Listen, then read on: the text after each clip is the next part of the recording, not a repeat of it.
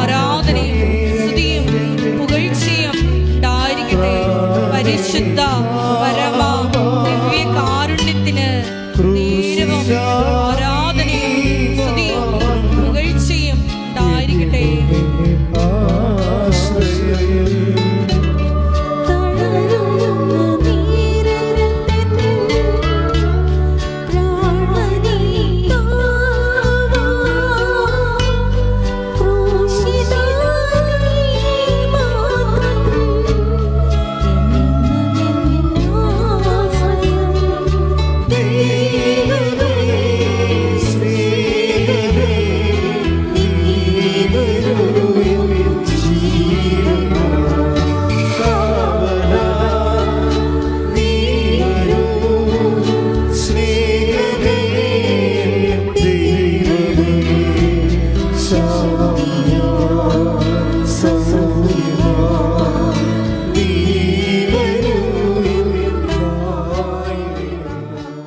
ജോലി കിട്ടിയാലും ജപ്തി നടപടി മാറിയാലും ഒക്കെ നമുക്കുണ്ടാകുന്നത് ഭൗതിക നേട്ടങ്ങളാണ്.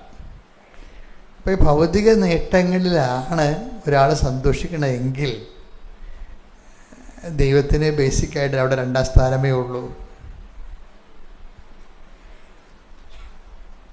ദൈവത്തിന് ഈ ഉടമ്പടി വിഷയത്തിൽ 1ാം സ്ഥാനം വരണമെന്നുണ്ടെങ്കിൽ നിങ്ങൾ ഉടമ്പടി എടുത്തത് തന്നെ ഒരു സന്തോഷത്തിൻ്റെ കാരണമാകണം.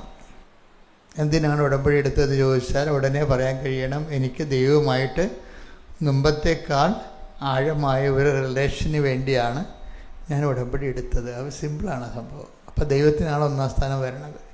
എന്തിനാണ് ഉടമ്പടി എടുത്തതെന്ന് ചോദിച്ചു കഴിഞ്ഞാൽ നമുക്ക് കൃത്യമായിട്ടുണ്ടാകേണ്ട ഉത്തരം അതിൻ്റെ കാരണം ഈ ബൈബിളിലെ ഈ കർത്താവിൽ വിശ്വസിക്കാൻ കഴിഞ്ഞതിൽ ആ വിശ്വാസത്തിൻ്റെ നേട്ടങ്ങളിലല്ല, വിശ്വസത്തിൽ മാത്രം, അതായത് കർത്താവിൽ വിശ്വസിക്കാൻ കഴിഞ്ഞതിൽ അവരും കുടുംബവും സന്തോഷിച്ചു. അതാണ് യഥാർത്ഥ സുവിശേഷത്തിൻ്റെ സന്തോഷം. നടപടി പുസ്തകം 16:20-34 ഇവിടെ ശ്രദ്ധിക്കട്ടെ. ഹല്ലേലൂയ, ഹല്ലേലൂയ, ഹല്ലേലൂയ, ഹല്ലേലൂയ. യേശുവേ നന്ദി. ഹല്ലേലൂയ, ഹല്ലേലൂയ. അപ്പോസ്തല പ്രവർത്തനങ്ങൾ 16:34. ദൈവത്തിൽ വിശ്വസിച്ചതുകൊണ്ട് അവനും കുടുംബാംഗങ്ങളും അത്യന്തം ആനന്ദിച്ചു. ഇതാണ് ബേസിക് ജോയ് എന്ന് പറയുന്നത്. ബേസിക് ജോയ്, അടിസ്ഥാന സന്തോഷം. എന്താണത്? അത് ദൈവത്തിൽ നിന്ന് കിട്ടിയ എന്തെങ്കിലും വിടുതലോ. ഇപ്പം അയാളെ സംബന്ധിച്ചിടത്തോളം ഇയാൾ ഈ പാറാവുകാരനാണ്. പാറാവുകാരൻ്റെ ഒരു സാക്ഷ്യമാണ് ഈ ബൈബിൾ എഴുതിയിരിക്കുന്നത്. അപ്പം സാക്ഷ്യം എന്താ വെച്ചാൽ പാറാവുകാരന് സംഭവിച്ചത് പെട്ടെന്ന് കൊടുങ്കാറ്റുണ്ടായി, വിളക്ക് കെട്ടുപോയി. അന്ന് ഈ എണ്ണ വിളക്കാണല്ലോ ഉപയോഗിക്കുന്നത്. പാറാവർ ജയിലിലാണ് സംഭവം, ജയിലിലാണ്. ഞാൻ റോമിൽ ധ്യാനിപ്പിക്കാൻ പോയപ്പോൾ പൗലോസ് രക്തസാക്ഷിയായ സ്ഥലത്ത് പോയി.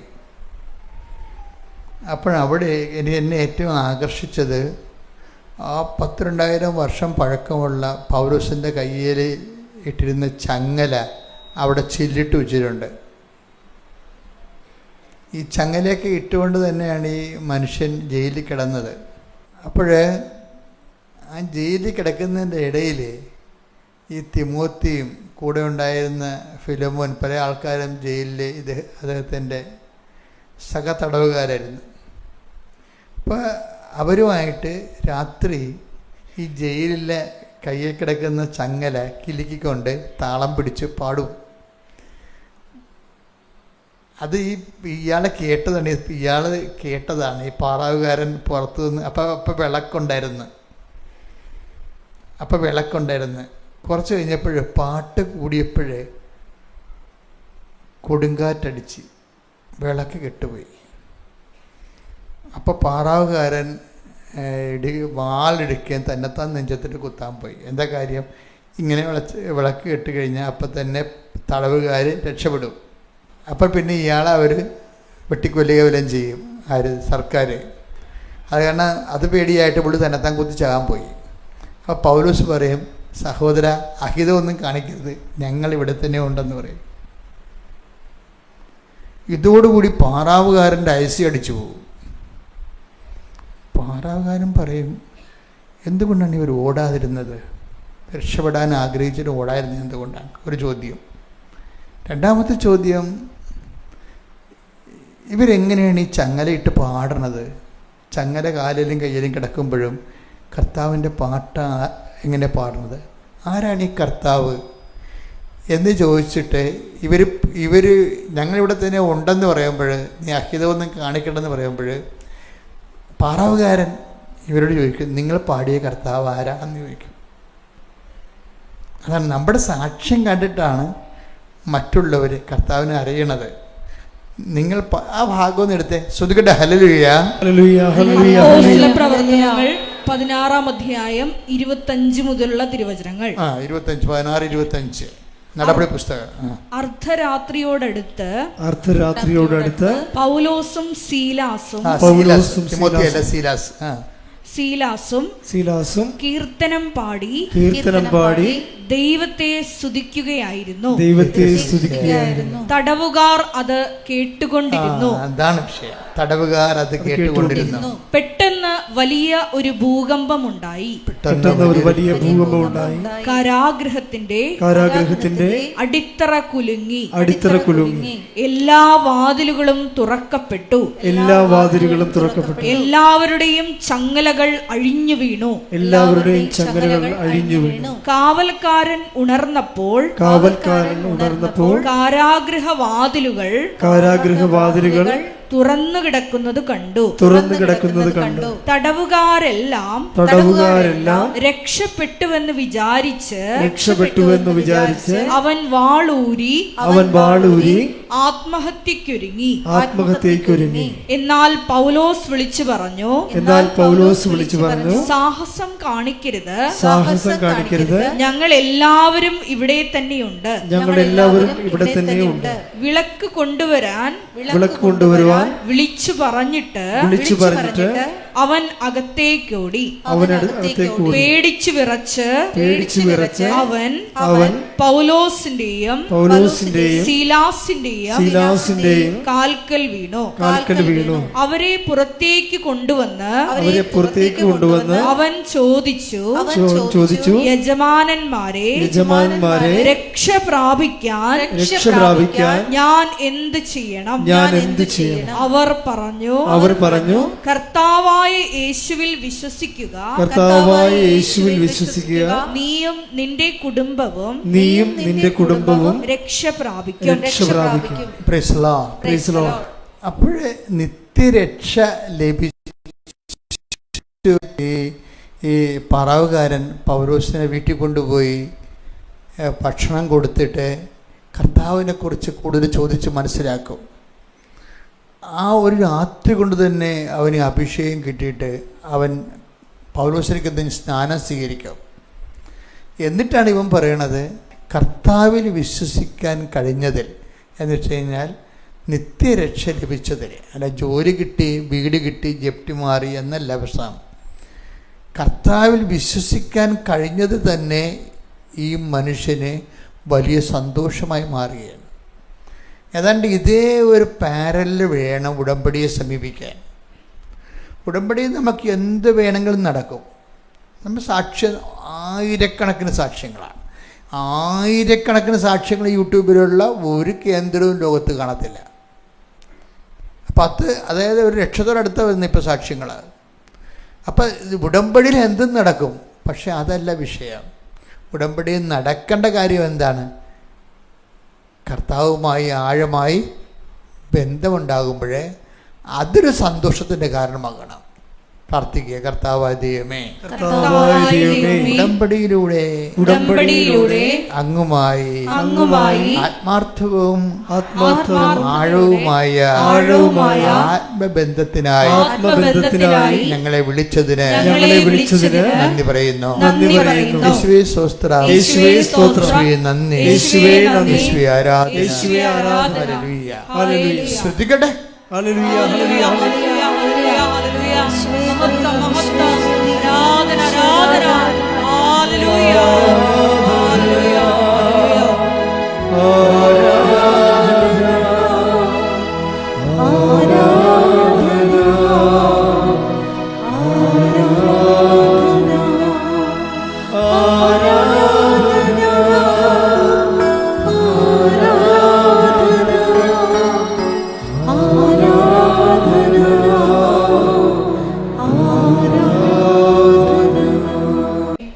കഴിഞ്ഞ ദിവസങ്ങളിലെ റോജൻ ആറനാട്ടുകര തൃശ്ശൂർ, അവിടെ നിന്നൊരു സാക്ഷ്യമുണ്ടായി. ആ സാക്ഷ്യത്തിൻ്റെ രീതികൾ റോജൻ പറയണത് ഉടമ്പടിയിലൂടെ എൻ്റെ തോട്ട് പ്രോസസ്സ് പോലും കർത്താവ് ചേഞ്ച് ചെയ്തെന്നാണ്. വളരെ ഇവാലുവേറ്റ് ചെയ്തുകൊണ്ടൊരു സാക്ഷ്യമാണ്. ഫാക്റ്റ് ഇങ്ങനെ പറയണതല്ല, എല്ലാ സാക്ഷ്യങ്ങളിലും ഫാക്റ്റ് പറയണതാണ്. അവർക്ക് സംഭവിച്ച വിഷയങ്ങൾ അവർ അതുപോലെ പറയും. കുറച്ച് എഡ്യൂക്കേറ്റഡ് ആയിട്ടുള്ള ആൾക്കാർ സാക്ഷ്യം പറയുമ്പോൾ സ്കാൻ ചെയ്തേ പറയത്തുള്ളൂ. അവർ നിരീക്ഷിക്കും, what is happen to our home, ഞങ്ങളുടെ വീട്ടിൽ എന്ത് സംഭവിക്കുന്നു. കാരണം റോജൻ്റെ വീട്ടിൽ അമ്മ ഉടമ്പടിയിലാണ്, ഭാര്യ ഉടമ്പടിയിലാണ്, റോജൻ ഉടമ്പടിയിലാണ്. മനസ്സിലേക്ക് ഒരു വ്യക്തി അവർ മൂന്ന് ഉടമ്പടി എടുത്തിരിക്കുകയും, അപ്പോൾ ഒരു ആ ഫാമിലി മൊത്തം സെറ്റപ്പ് ഉടമ്പടി സെറ്റപ്പാണ്. ഇങ്ങനെ വരുമ്പോൾ ഉണ്ടാകുന്ന ഗുണമെന്ന് വെച്ച് കഴിഞ്ഞാൽ ഇവരെല്ലാവരും ഉടമ്പടി മാത്രമല്ല, ഈ ഉടമ്പടി ധ്യാനങ്ങൾ കൃത്യമായും കൂടുന്നവരാണ്. കാര്യം റോജൻ്റെ സംസാരത്തിൽ നിന്ന് ധ്യാനത്തിൻ്റെ കുറേ പോയിൻറ്റ്സ് ആ മനുഷ്യൻ റീകളക്ട് ചെയ്യുന്നുണ്ട്. അതായത് ഞാൻ പറഞ്ഞിട്ടുള്ള കാര്യങ്ങൾ, അതായത് ഉടമ്പടി എന്ന് പറഞ്ഞാൽ വാഗ്ദാനം പ്രാപിക്കുകയാണ്, അതൊരു ജീവിത രീതിയാണ്. കേട്ടോ, ഉടമ്പടി എന്ന് പറഞ്ഞാൽ നൊവേന പോലെ എന്തെങ്കിലും ഒരു പ്രാർത്ഥനയിൽ എന്തെങ്കിലും വിഷയം നടക്കാൻ വേണ്ടി നമ്മൾ കാണിക്കുന്ന പ്രാർത്ഥനയുടെ പദ്ധതിയല്ല, അതൊരു ജീവിത രീതിയാണ്. ദൈവവുമായി ഉടമ്പടി ചെയ്തുകൊണ്ട് ഒരു ജീവിത രീതിയാണ്, വേ ഓഫ് ലൈഫാണ്. ഈ വേ ഓഫ് ലൈഫാണെന്നുള്ള സംഭവം അടുത്ത നൂറ്റാണ്ടിലും ഇതിനേക്കാൾ ജ്വലിക്കാൻ സാധ്യതയുണ്ട്. കാര്യം ഇതിൽ നിങ്ങൾക്കത് തോന്നണുണ്ടോ ഇത് കൃപാസനം വഴി നിൽക്കുമെന്ന്? അപ്പം മാതാവ് ജീവനോടെ പ്രത്യക്ഷപ്പെട്ടിരിക്കുന്ന കാരണം ഈ പ്രത്യക്ഷീകരണ സഭ പഠിക്കും. കാര്യം ഇത്രയും ഇപ്പോൾ ലൂർദും ഫാത്തിമയും എന്തെല്ലാം പ്രത്യക്ഷീകരണം നടന്നെങ്കിലും ലക്ഷക്കണക്കിന് മനുഷ്യരാണ് ഭൂഗോളത്തിൻ്റെ എല്ലാ ഭൂഖണ്ഡങ്ങളിൽ ഇരുന്നുകൊണ്ട് പ്രത്യക്ഷീകരണ സഭ പഠിക്കണമെന്ന് രാവിലെ എഴുന്നേറ്റ് പ്രാർത്ഥിക്കുന്നത്. Praise the Lord. അത് മനസ്സിലാകണം. ലക്ഷക്കണക്കിന് മനുഷ്യരെ ഭൂഗോളത്തിൻ്റെ എല്ലാ സ്ഥലങ്ങളിലും. അടുത്ത പ്രാവശ്യം ഞങ്ങൾ സൗത്ത് ആഫ്രിക്ക പോവുകയാണ്. അപ്പോൾ സൗത്ത് ആഫ്രിക്കയിൽ എന്താണ്, ഒരു ഉടമ്പടി സമൂഹം അവിടെ ജീവിക്കുന്നുണ്ട്. അവരാണ് ഉടമ്പടി ധ്യാനത്തിന് വിളിക്കണത്. അതെന്താ വിഷയം എന്ന് പറയണത്, ഓരോ സ്ഥലത്തും ലോകത്തിൻ്റെ എല്ലാ ഭൂഖണ്ഡങ്ങളിലും ഉടമ്പടി കൂട്ടായ്മ രൂപപ്പെട്ടിട്ട് അവരെല്ലാം രാവിലെ എഴുന്നേൽക്കുമ്പോൾ ലക്ഷക്കണക്കിന് മനുഷ്യരെ പ്രത്യക്ഷീകരണ പ്രാർത്ഥനയിലൂടെ മാതാവിൻ്റെ പ്രത്യക്ഷീകരണം. ഇപ്പോൾ റോജൻ തന്നെ സാക്ഷ്യം തുടങ്ങണം അങ്ങനെയാണ്. എങ്ങനെ തുടങ്ങണം? മാതാവിൻ്റെ പ്രത്യക്ഷീകരണത്തിന് എന്നെ സാക്ഷിയാക്കിയതിന് ഞാൻ നന്ദി പറയണം. അതാണ് എൻ്റെ രീതി എന്ന് പറയുന്നത്. അവർക്ക് കാര്യങ്ങൾ അറിയാം. കുറേ നാൾ ഉടമ്പടിയുമായിട്ട് ജീവിച്ചു കഴിയുമ്പോൾ എന്താണ് ഉടമ്പടി, എന്തിനാണ് ഉടമ്പടി എന്നൊക്കെ അവർക്കറിയാം. അവരുടെ ലിമിറ്റഡ് ആയിട്ടുള്ള ഒരു കുടുംബാവശ്യത്തിന് വേണ്ടിയല്ല, അത് ഈസിയായിട്ട് നടക്കുന്ന കാര്യമാണ്. മറിച്ച് എന്താണ്, മാതാവിൻ്റെ പ്രത്യക്ഷീകരണത്തിൻ്റെ സാക്ഷി എന്ന് പറഞ്ഞേ. അപ്പോൾ ഉടമ്പടി എടുക്കാൻ നിങ്ങൾ ഉറങ്ങിക്കിടക്കണമെന്ന് വിചാരിച്ചോ? നിങ്ങൾ എഴുന്നേൽക്കുമ്പോൾ നിങ്ങൾ ആരാണെന്ന് ചോദിച്ചാൽ പറയണം, ഞാൻ ഉടമ്പടിയിലൂടെ മാതാവിൻ്റെ പ്രത്യക്ഷീകരണത്തിൻ്റെ സാക്ഷിയാകാൻ ദൈവവിളി സ്വീകരിച്ച ആളാണ്. ഇതൊരു ദൈവവിളിയാണ്. കവനൻ്റെ ഒരു ദൈവവിളിയാണ് ശരിക്കും. എന്ന് വെച്ചാൽ സുനിശ്ചിതമായും ചട്ടപ്പടിയും ചിട്ടപ്പടിയുമുള്ള രീതിയിൽ നമ്മൾ ദൈവത്തോട് ജീവിക്കുകയാണ്.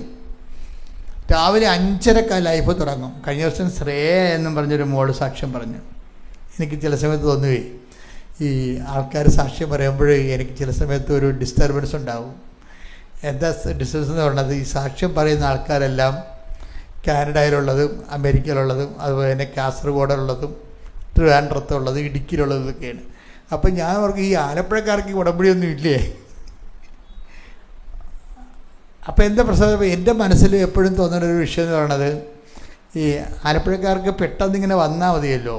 അപ്പോൾ കൂടുതൽ കഷ്ടപ്പെട്ട് വരുന്നവർക്കായി, ഇപ്പോൾ നിങ്ങൾക്കൊക്കെ നിങ്ങളിവിടെ വരണമെങ്കിൽ ചിലരൊക്കെ 3 മണിക്ക് വെളുപ്പിനെ തന്നെ എഴുന്നേറ്റ് റെഡിയാകണം അല്ലേ? 3 മണിക്ക് എഴുന്നേക്ക്. അത് 3 മണിക്ക് എഴുന്നേറ്റാൽ മാത്രമേ നമുക്ക് ഇവിടെ കൃത്യസമയത്ത് ആ വണ്ടി കർത്തമാർ ഇവിടെ വന്ന് നിൽക്കത്തുള്ളൂ. അപ്പം അത്രയും കഷ്ടപ്പെട്ട് വരണത് കാരണം ദൈവം നിങ്ങൾ പ്രാർത്ഥിച്ചില്ലെങ്കിലും നിങ്ങളുടെ ഫിസിക്കൽ അപ്പിയറൻസ് ഇൻവോൾവ്മെൻറ്റും കാണുമ്പോൾ തന്നെ ദൈവം നിങ്ങളെ ഹെൽപ്പ് ചെയ്യും. പക്ഷേ ആ ഒരു ബോധം നമുക്ക്, അതായത് ഇതിൻ്റെ അകത്ത് ഇൻവെസ്റ്റ്മെൻ്റ് ഒരു പ്രോബ്ലമാണ്. ദൈവമായിട്ടുള്ള. ഇപ്പം ഞാൻ പണ്ട് വള്ളക്കാരുടെ പ്രാർത്ഥന നടത്തുമായിരുന്നു. ഞാൻ ഈ കടലോര കൺവെൻഷൻ നടത്തിയിരിക്കുന്ന കാലത്ത് 10 കൊല്ലം ഈ വള്ളക്കാർക്ക് എൻ്റെ അടുത്ത് പ്രാർത്ഥിക്കാൻ വരും. അപ്പോഴേ പ്രാർത്ഥിക്കാൻ വരുമ്പോൾ കൂടുതൽ മത്സ്യം കിട്ടുന്ന ആർക്കാണെന്ന് ഞാൻ നോക്കണം ആർക്കാണ്. അത് കൊല്ലത്തുകാർക്കും ചാവക്കാടക്കാർക്കൊക്കെ. അപ്പം എന്താ വെച്ചാൽ എന്തുമാത്രം കഷ്ടപ്പെട്ടത് ഇത് ഇൻവെസ്റ്റ് ചെയ്യുന്നു. അങ്ങനെയാണ് ഇതിൻ്റെ അകത്ത് ഒരു അനുപാതം കണ്ടിരിക്കുന്നത്. ഞാൻ പറഞ്ഞ പക്ഷെ അത് നടപടി ശരിയല്ലല്ലോ. അപ്പം നാട്ടുകാരെന്ത് ചെയ്യൂ? അപ്പം എൻ്റെ വിഷയത്തിൽ ഈ നമ്മളിപ്പോൾ നാട്ടുകാരായാലും അല്ലെങ്കിൽ നാട്ടിന് പുറത്തുള്ള ആൾക്കാരായാലും ശരി, ചെയ്യേണ്ടതെന്ന് വെച്ച് കഴിഞ്ഞാൽ ഇതിനകത്ത് ഇൻവെസ്റ്റ്മെൻറ്റാണ് പ്രോബ്ലം. നാട്ടുകാരായാലും അല്ലെങ്കിൽ നാട്ടിന് പുറത്തുള്ള ആൾക്കാരായാലും ശരി, ചെയ്യേണ്ടതെന്ന് വെച്ച് കഴിഞ്ഞാൽ ഇതിനകത്ത് ഇൻവെസ്റ്റ്മെൻറ്റാണ് പ്രോബ്ലം. ഉടമ്പടിയിൽ വരുന്നത് എപ്പോഴും ഇൻവെസ്റ്റ്മെൻറ്റ് എന്ന് പറഞ്ഞാൽ എന്താണ്? നമ്മുടെ ഇൻവോൾവ്മെൻറ്റ് എന്ന് വെച്ചാൽ നമ്മളുടെ പങ്കാളിത്തം, ഉടമ്പടിയിലുള്ള നമ്മുടെ പങ്കാളിത്തം. ഇപ്പോൾ കഴിഞ്ഞ ദിവസം ശ്രേയ എന്ന് പറഞ്ഞൊരു മോൾ സാക്ഷ്യം പറഞ്ഞ് ഞാൻ പറഞ്ഞില്ലേ. അപ്പോൾ അവർ ഈ നാട്ടുകാരത്തെയാണ്, ഇത് ജസ്റ്റ് അപ്പുറത്തെ നാടാണ്, ഗ്രാമമാണ്, ചെത്തി എന്ന് പറയും. അപ്പം ഞാൻ അവിടെയാണ് ഈ കടലോരം നടത്തിക്കൊണ്ടിരുന്നത് 5-10 കൊല്ലം ആ കടലിൽ.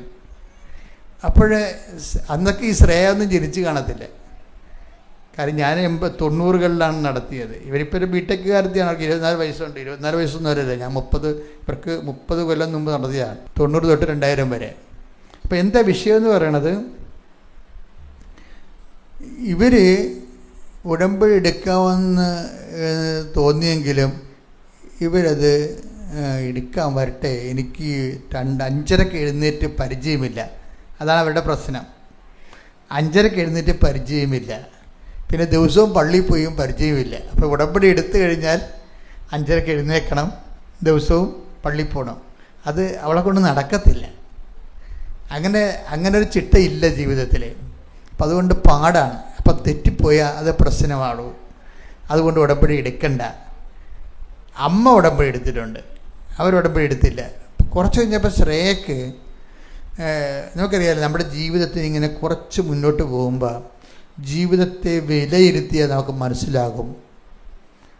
ജീവിതത്തെ നമ്മൾ നിഷ്പക്ഷമായിട്ട് വിലയിരുത്തിയാൽ നിങ്ങളുടെ കല്യാണം, ജോലി, നിങ്ങളുടെ പ്രൊമോഷൻ, നിങ്ങളുടെ യാത്ര, നിങ്ങളുടെ കുടുംബജീവിതം, അതിന് വരുന്ന ബാധ്യതകൾ, അതിന് വരുന്ന തടസ്സങ്ങൾ, അതിന് വരുന്ന ഭാരങ്ങൾ എല്ലാം നമ്മളിങ്ങനെ അരിച്ചൊക്കെ ഗുണിച്ചൊക്കെ നോക്കിക്കഴിഞ്ഞാൽ നിങ്ങൾക്ക് ബുദ്ധിയുള്ളവരാണെങ്കിൽ ഒരു കാര്യം മനസ്സിലാകും. എന്താ കാര്യം? പല കാര്യങ്ങളും നമ്മൾക്ക് ഒറ്റയ്ക്ക് നടക്കത്തില്ല. അതാണ് വിഷയം. ജീവിതത്തെ നിഷ്പക്ഷമായിട്ട് വിലയിരുത്തി നോക്കിക്കോ. പല കാര്യങ്ങളും ഒറ്റയ്ക്ക് നടക്കത്തില്ല. അങ്ങനെയാണ് ജീവിതം ദൈവം ഡിസൈൻ ചെയ്തിരിക്കുന്നത്. ഇപ്പം ദൈവത്തിനൊരു പങ്കാളിത്തം കിട്ടാൻ വേണ്ടിയാണ് പലപ്പോഴും നമ്മുടെ ജീവിതത്തിൽ, ഇപ്പം നിങ്ങൾക്കറിയാമല്ലോ, ഉടമ്പടി എടുക്കുമ്പോൾ നമുക്ക് ഉണ്ടാകുന്ന ഒരു സത്യസന്ധമായ ജീവിതത്തിൽ ഉടമ്പടി എടുക്കുമ്പോൾ നമുക്കുണ്ടാകുന്നൊരു വിഷയം എന്താ? ആൾക്കാർക്ക് ഉണ്ടാകുന്ന അനുഭവം എന്താ? ഉടമ്പടി എന്ത് അനുഭവം തന്നെന്ന് ചോദിച്ചു കഴിഞ്ഞാൽ, നിങ്ങൾ പറയുന്ന അനുഗ്രഹങ്ങളെക്കുറിച്ചല്ല ചിലർ പറയണത് മാതാവ് ഞങ്ങളുടെ വീട്ടിലെ ഒരു അംഗം പോലെ തോന്നിയെന്നാണ്. അത് ഈ കിടിലനാണ് ശരിക്കും. അമ്മയുടെ ഒരു ഡിസൈൻ അങ്ങനെയാണ്, ദൈവം അങ്ങനെ ഡിസൈൻ ചെയ്തിരിക്കണത്. അതാണ് ബൈബിൾ തുറക്കുമ്പോൾ പറയണത്. കാനായിലൊരു വിവാഹാഘോഷം നടന്നു. യേശുവിൻ്റെ അമ്മയും ഒരു കുടുംബാംഗം പോലെ അവിടെ ഉണ്ടായിരുന്നു. നേരത്തെ ഉണ്ടായിരുന്ന ആളാണത്. അവിടെ യേശു ശിഷ്യന്മാരും ക്ഷണിക്കപ്പെട്ടിരുന്നു എന്നാണ് പറയണത്. യേശു ശിഷ്യന്മാരും വിരുന്നുകാരെ പോലെ വന്നു ചേർന്ന ആൾക്കാരാണ്. പക്ഷെ അമ്മയെക്കുറിച്ച് പറഞ്ഞാൽ അങ്ങനെയല്ല, വീട്ടുകാരത്തിയായിട്ട് അവിടെ ഉണ്ടായിരുന്നു. ഈ ഒരു വ്യത്യാസം ഉണ്ട് ശരിക്കും. അമ്മ വീട്ടുകാരത്തിയാണ്. നമുക്ക് കുറച്ച് കഴിയുമ്പോൾ നിങ്ങൾക്കത് തോന്നണം, മാതാവുമായിട്ട് ജീവിക്കുമ്പോൾ തോന്നണം, മാതാവ് ഞങ്ങളുടെ കുടുംബത്തിലെ ഒരു അംഗമാണെന്ന്. അമ്മ കുടുംബത്തിലെ അംഗമായത് കൊണ്ടാണ് ഇപ്പം റോജൻ ൻ്റെ സാക്ഷ്യത്തിൽ ഒരു പോയിൻ്റ്, കുറേ പോയിൻറ്റ്സുകളുണ്ട്. അതിൽ ഒരു പോയിൻ്റ് എന്ന് പറയണത്, അദ്ദേഹം പറയണത് അച്ഛൻ്റെ ക്ലാസ്സുകളിലെ വാഗ്ദാനം പ്രാപിക്കാനുള്ളതാണല്ലോ ഉടമ്പടി എന്ന് പറയണത്. അപ്പോൾ വാഗ്ദാനം പ്രാപിക്കുമ്പോൾ ഫസ്റ്റ് ഗഡു എന്ന് പറഞ്ഞാൽ എന്താണ്? ചെങ്കടൽ കടക്കുകയാണ്. എന്നിട്ട് അദ്ദേഹം തന്നെ പറയും, അത് ആ ചെങ്കടലിലെ പ്രോസസ്സ് കഴിഞ്ഞാൽ നമ്മുടെ പാപങ്ങളെല്ലാം ഒഴിവായി നമ്മൾ ക്ലീനാകും എന്ന് പറയും. പക്ഷേ എനിക്കിതുവരെ അത് പറ്റിയിട്ടില്ല. അത് സ്വന്തമായിട്ട് പറയണം. എനിക്കിതുവരെ പറ്റിയിട്ടില്ല. മൊത്തം പാപങ്ങൾ ഒഴിവാക്കി ജീവിക്കാൻ പറ്റുമെന്ന് ഞാൻ പരിശ്രമിച്ചുകൊണ്ടിരിക്കുകയാണ്. ആ പരിശ്രമം തന്നെ മതിയാവും ശരിക്കും ദൈവത്തിരുസന്നിധിയിൽ ഒരു നല്ല മാർക്ക് വീഴാൻ. പക്ഷേ എനിക്ക് അങ്ങനെയുള്ളവരോട് പറയാനുള്ളത്, ഈ പാപം ഒഴിവാക്കുക എന്നുള്ളത് ഒരു വലിയ ആനക്കാര്യമല്ല ശരിക്കും പറഞ്ഞാൽ. കാര്യം ഈ ബൈബിൾ ഡിസൈൻ ചെയ്തിരിക്കുന്നത് എങ്ങനെയാണെന്ന് അറിയാമോ? Not by merit but by ഗ്രേസിലാണ്. അതായത് നമ്മളുടെ ഒരു കഴിവിനെ ബൈബിള് അതിൻ്റെ ഒരു പ്രാഥമികമായ ഇൻവെസ്റ്റ്മെൻ്റായിട്ട് മാത്രമേ എടുക്കുന്നുള്ളൂ. നമ്മൾ വിചാരിക്കുന്നത് നമ്മൾ തന്നെ കഷ്ടപ്പെട്ട് നമ്മൾ തന്നെ ഇങ്ങനെ പാപകരമായ എല്ലാ അവസ്ഥകളെയും പരിത്യജിച്ചുകൊണ്ട് നമ്മൾ വിശുദ്ധിയിലേക്ക് നമ്മൾ ശ്രമിക്കണം. ദർശക്കെ നമുക്ക് ശ്രമിച്ചാലും ഇതിൻ്റെയൊക്കെ വരുന്നൊരു വിഷയം എന്ന് പറയണത്, ദൈവം സഹകരിക്കുന്നില്ല എന്നുണ്ടെങ്കിൽ നമ്മൾ തീർച്ചയായിട്ടും ഇപ്പോൾ ഒരു കടൽ നമ്മൾ നീന്തി കയറി അടുത്ത കടൽ മൂന്നാമത്തെ തിരക്ക് നമ്മൾ മുങ്ങിപ്പോവും. എന്താ വിഷയം എന്ന് പറയുന്നത്? ദൈവം തന്നെയാണ് ഹെൽപ്പ് ചെയ്യേണ്ടത്. അതുകൊണ്ട് ബൈബിളിൽ എപ്പോഴും ഉണ്ടാകും, ഇപ്പം നിങ്ങൾ ഈ പാപകരമായ ജീവിതത്തിൽ നിന്ന് രക്ഷപ്പെടാൻ വേണ്ടി പരിശ്രമിക്കുമ്പോൾ തന്നെ നിങ്ങൾ ഓർക്കണം എന്താ കാര്യം? നിങ്ങൾ പരിശ്രമിക്കുന്നത് മാത്രമല്ല വിഷയം, മറിച്ച് എന്താണ്? അതാണ് ഈശോയുടെ പ്രാർത്ഥനയിൽ ഒരു സംഭവമുണ്ട്, ഞങ്ങളെ പ്രലോഭനത്തിൽ, അതാണ് സംഭവം. അപ്പോൾ ദൈവം വിചാരിച്ചാൽ നമ്മളെ ഹെൽപ്പ് ചെയ്യാൻ പറ്റുമോ എന്നുള്ളൊരു പ്രൊവിഷൻ അവിടെ കിടക്കുന്നുണ്ട്. അത് നിങ്ങൾ യൂസ് ചെയ്യണം. കാര്യം ഈ പ്രലോഭനത്തിൽ ഉൾപ്പെടാതെ ജീവിക്കാൻ ഇപ്പം ചില ബിസിനസ്സുകാർക്ക് ഭയങ്കര അവർക്കറിയാം, അവർ 2-3 പുസ്തകങ്ങളൊക്കെ സൂക്ഷിക്കുന്ന ആൾക്കാരാണ്. ഗവൺമെൻറ്റിനെ കാണിക്കാൻ ഒരു കാരണം, കൂട്ടുകച്ചവടക്കാരനെ വേറെ പുസ്തകം, കുടുംബക്കാരെ കാണിക്കാൻ വേറെ 3 പുസ്തകമൊക്കെ ഉപയോഗിക്കുക ആൾക്കാരെ. എല്ലാവരും ഒന്നും ഞാൻ പറയണില്ല, ചില ആൾക്കാർ അങ്ങനെ ചെയ്യുന്നുണ്ട്.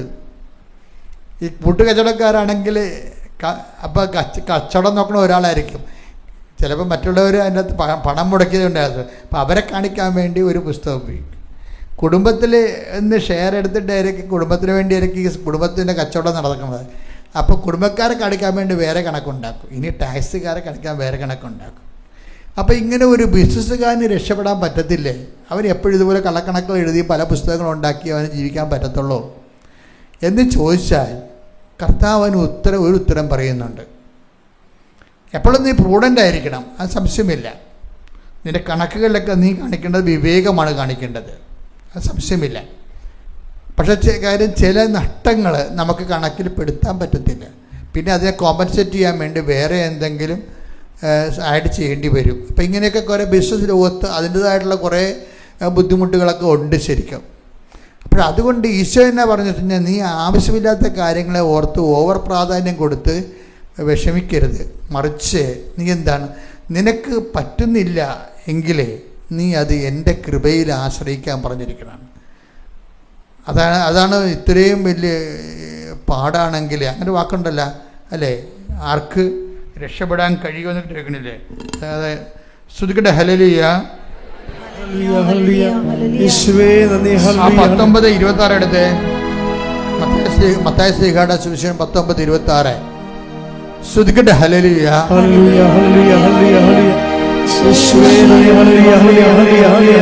മത്തായി 19:25-26 ശിഷ്യന്മാർ ഇത് കേട്ട് വിസ്മയഭരിതരായി അവനോട് ചോദിച്ചു, അങ്ങനെയെങ്കിൽ രക്ഷപ്പെടാൻ ആർക്ക് സാധിക്കും?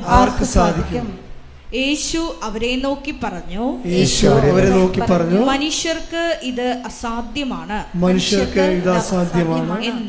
എന്നാൽ ദൈവത്തിന് എല്ലാം സാധ്യമാണ്. അപ്പം ഇതുകൊണ്ട് എന്താ വിഷയം? അച്ഛൻ ഉദ്ദേശിക്കുന്നത് എന്താണെന്ന് വെച്ച് കഴിഞ്ഞാൽ, ഈ മനുഷ്യർക്ക് ഇത് അസാധ്യമാണ് എന്നാൽ ദൈവത്തിന് എല്ലാം സാധ്യമാണ് എന്ന് പറയുന്ന ആ ഒരു sentence it is equal to not by merit but by grace ആണ്.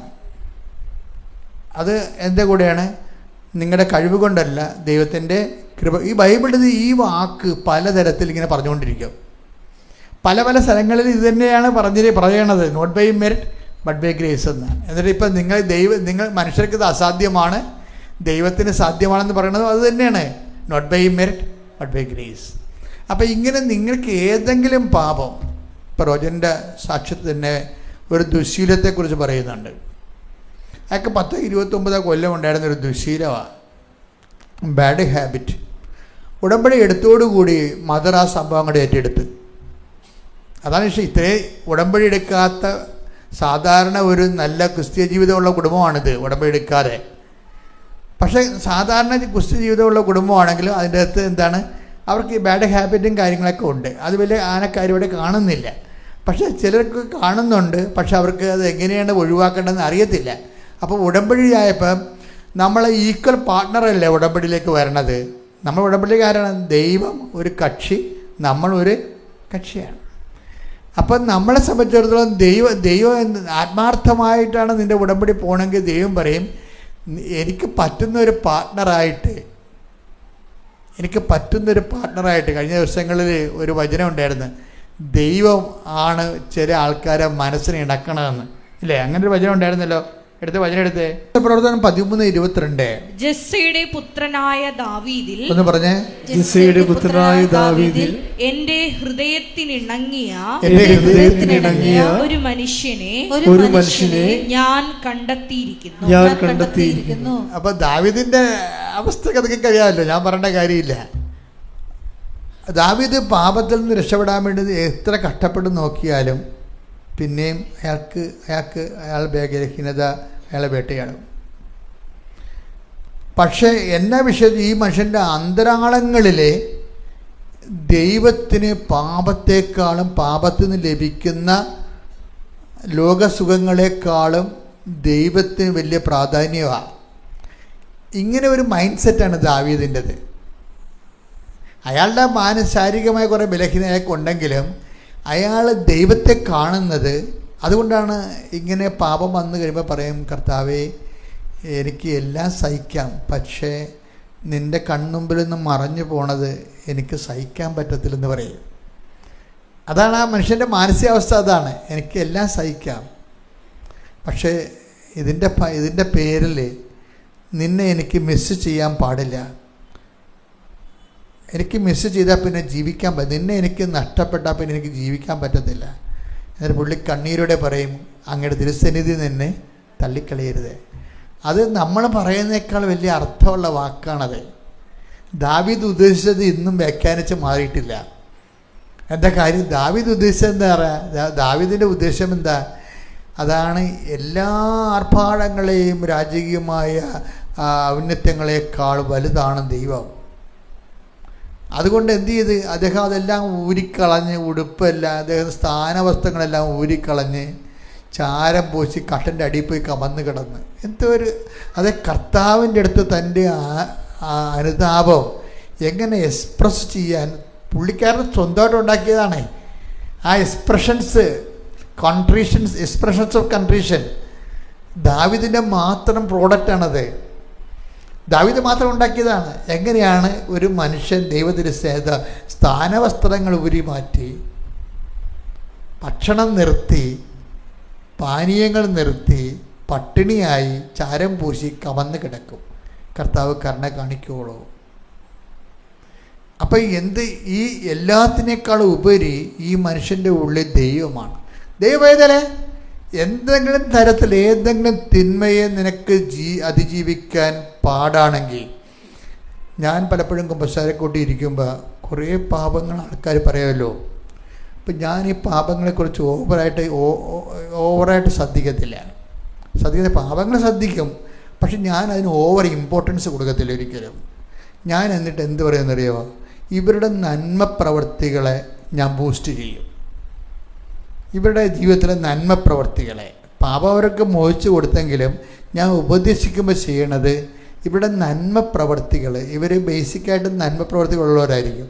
അപ്പം അത് എന്തെല്ലാം ഞാൻ തിരക്കി എടുത്തിട്ട് അത് ബൂസ്റ്റ് ചെയ്യും. ഇപ്പം നിങ്ങൾ ഉടമ്പടിയിൽ എന്തുമാത്രം നന്മ പ്രവർത്തി ചെയ്യുന്നുണ്ട്, ഇല്ലേ? രോഗികളെ പോയി കാണുന്നു, ഇല്ലേ?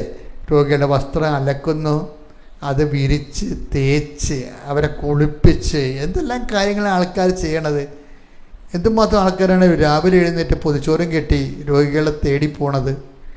അപ്പോൾ ഈ നന്മ പ്രവർത്തികളും മനുഷ്യന്മാരിലുണ്ട്. അതിനേക്കാൾ ഇടിവെട്ട് പ്രവർത്തനമാണ് ഉടമ്പടിയിലൂടെ ഈ കർത്താവിനെ കൈമാറുന്നത്, വിശ്വാസം കൈമാറുന്ന വിശ്വാസ പ്രവർത്തനം. കഴിഞ്ഞ ദിവസങ്ങളിൽ അതായത് അഭിജിത്ത് കൃഷ്ണൻ എന്നും പറഞ്ഞൊരു സഹോദരൻ സാക്ഷ്യം പറഞ്ഞു. അങ്ങനെ ഒരു നാട്ടുമുണ്ട് കൊടുത്ത്, അതും ചേർത്തലക്കാരനാണ്, അടുത്തുള്ള ആളാണ്.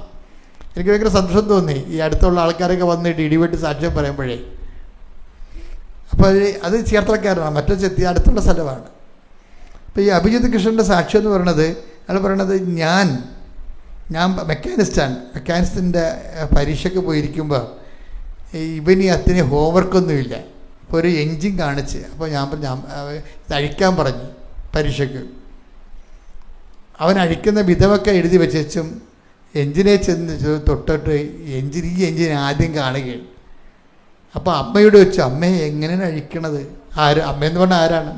ഉടമ്പടിയിൽ, ആളുടമ്പടിയിലാണ്. അതാണ് ഈ നമ്മൾ അമ്മയുമായിട്ട് ഉടമ്പടി ചെയ്യുമ്പോൾ അമ്മ നമ്മുടെ ഒരു സഹയാത്രികയായി മാറും. ഉടനെ ഈ അഭിജിത്ത് കൃഷ്ണൻ അമ്മയോട് ചോദിക്കും, അമ്മ ഇത് എങ്ങനെ അഴിക്കണമെന്ന് ചോദിച്ചു. അപ്പോൾ അമ്മ പറയും, നീ അടുത്ത് ചെല്ലാൻ പറയും. അപ്പോൾ ഇവരിന് എൻജിൻ ആദ്യം 2 എൻജിൻ കാണിച്ചിട്ടുണ്ട്. 2 എൻജിൻ കാണിച്ചിട്ടുണ്ട്. ഒരു എൻജിൻ ഗ്രീസൊക്കെ പറ്റി കുഴപ്പമായിരിക്കണ എൻജിനാണ്, ഒരു എൻജിൻ നല്ല മിടുക്കനായിട്ട് സ്മാർട്ടായിട്ടിരിക്കുന്ന എൻജിനാണ്. അപ്പോൾ ഇവൻ എന്നാ ചെയ്ത്, കുഴപ്പം പിടിച്ചിരിക്കുന്ന എൻജിൻ്റെ അടുത്ത് ചെന്നുവെച്ചും ഈ ഒരു സാധനത്തെ പിടിച്ച് വലിച്ചപ്പോൾ പിസ്റ്റൺ ഓപ്പണായി. ഉടനെ എക്സാമിനർ വന്നിട്ടും പറഞ്ഞ്, ഈ പിസ്റ്റൺ എന്തിനു വേണ്ടിയാണ് ഉപയോഗിക്കണമെന്ന് ചോദിച്ചു. അപ്പോൾ ഉപയോഗിക്കുന്ന കാര്യങ്ങൾ പറഞ്ഞു. അപ്പോൾ എക്സാമിനർ വിചാരിച്ച് ഇവൻ പിസ്റ്റനെ പിടിച്ച് വലിച്ചപ്പോഴേ അതിൻ്റെ അകത്തുനിന്നുണ്ടെന്ന കുറേ സാധനങ്ങൾ ഓപ്പറേറ്റായി. അപ്പോൾ ഈ എക്സാമിനർ വിചാരിച്ചിരിക്കുന്നത് ഇവനിതെല്ലാം അറിഞ്ഞുകൊണ്ടാണ് ചെയ്യണമെന്നാണ്. പക്ഷേ ഇവനെ അറിയാൻ പല പൊട്ടങ്ങൾക്ക് പോയി ചെയ്തതാണ്. പൊട്ടങ്ങൾക്ക് ചെയ്തതല്ല, അമ്മ ചെയ്യിച്ചതാണ്. അമ്മ കൂടെ നിൽക്കുമ്പോൾ ഇതുപോലെ കുറേ കസരത്തുകൾ നടക്കും. ഇവനാണെങ്കിൽ അമ്മയുമായിട്ട് നല്ല ടൈറ്റ് റിലേഷൻ എന്ന് പറഞ്ഞാൽ പുള്ളിക്കാരൻ പറയണത്, ഞാൻ 33 നഗരസഭയിൽ പോയിട്ടുണ്ട് കേരളത്തിൻ്റെ. പാലക്കാട് മുതൽ എല്ലായിടത്തും പോയി പത്രം കൊടുക്കും. ഇതൊക്കെയാണ് ആൾക്കാരുടെ അവസ്ഥ. ഇവരൊക്കെ അമ്മയെന്നൊക്കെ വിളിച്ചാൽ പിന്നെ എങ്ങനെയാണ് ഈ എഞ്ചിനൊക്കെ തുറക്കാതെ പിന്നത്? എഞ്ചിനൊക്കെ തുറന്നു തരും, ഒരു സംശയമില്ല. അതായത് ഈ യദുകൃഷ്ണൻ്റെ ഇൻവെസ്റ്റ്മെൻറ്റ് ഭയങ്കരമാണ്.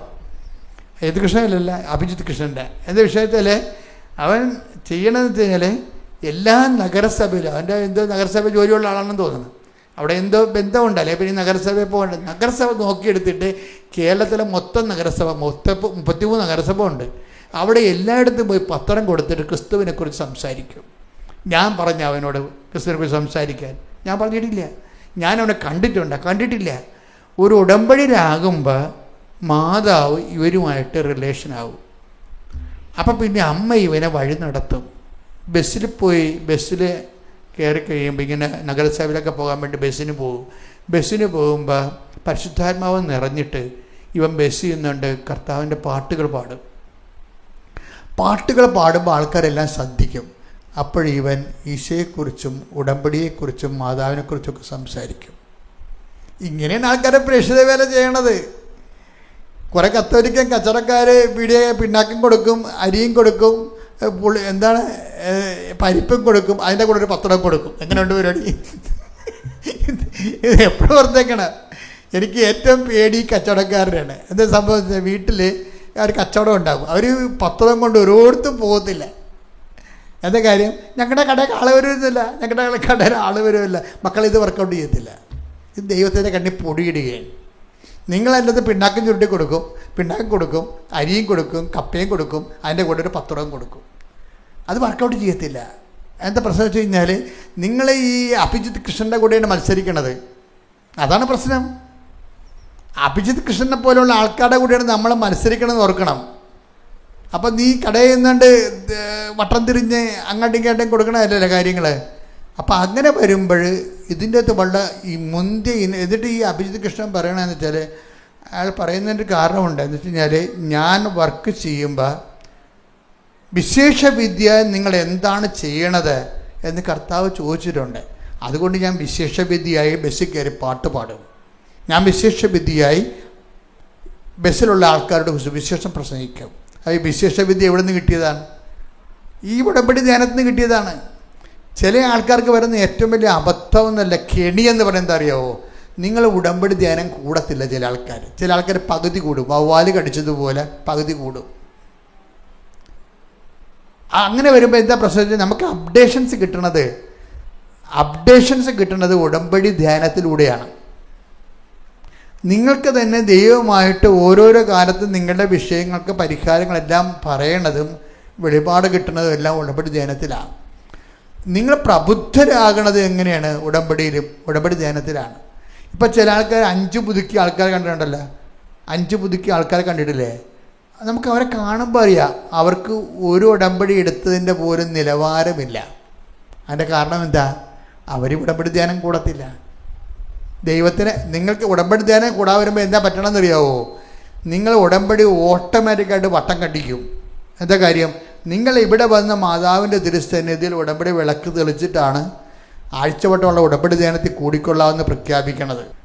ആഴ്ചവട്ടമുള്ള ഉടമ്പടി ധ്യാനത്തിൽ കൂടിക്കൊള്ളാമെന്ന് പ്രഖ്യാപിച്ചിട്ടാണ് ഈ ആൾക്കാർ ഉടമ്പടി ധ്യാനം കൂടാതിരിക്കുമ്പോൾ എന്നാ സംഭവിക്കുന്നത്? അപ്പം വട്ടം കണ്ടിക്കും. വട്ടം കണ്ടിക്കണമല്ല, ദൈവത്തിനെ പറ്റിച്ചതിന് നിങ്ങൾ പരിഹാരം ചെയ്യേണ്ടി വരും. കാര്യം ഉടമ്പടി വളരണത് പ്രബോധനത്തിലൂടെയാണ് വളരണത്. അതിൻ്റെ പ്രബോധനം കിട്ടിയ ആൾക്കാരാണ്, പ്രബോധനം ഫോളോ ചെയ്യുന്നവരാണ് വലിയ സാക്ഷ്യങ്ങൾ പറഞ്ഞത്. ഈ അഭിജിത് കൃഷ്ണൻ പറഞ്ഞു കേട്ടില്ലേ? ആ വചനം എടുത്ത് 5:46 സ്തുതിക്കട്ടെ. ഹല്ലേലൂയ ഹല്ലേലൂയ യേശുവേ നന്ദി. ഹല്ലേലൂയ ഹല്ലേലൂയ ഹല്ലേലൂയ ഹല്ലേലൂയ യേശുവേ ആരാധന.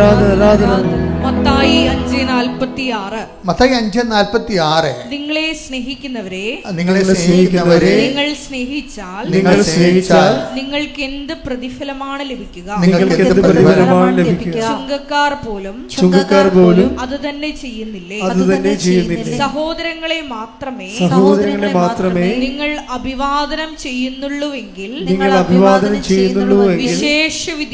വിശേഷവിധിയായി എന്താണ് നിങ്ങൾ ചെയ്യുന്നത്? എന്താ വിഷയം എന്നാണ് കേട്ടില്ലേ? എന്താണ് വിശേഷവിധിയായി നിങ്ങൾ എന്താണ് ചെയ്യുന്നത്? അപ്പം കർത്താവിൻ്റെ മൈൻഡ് സെറ്റിലുള്ള സംഭവം എന്താണ്? വിശേഷവിധിയാണ്.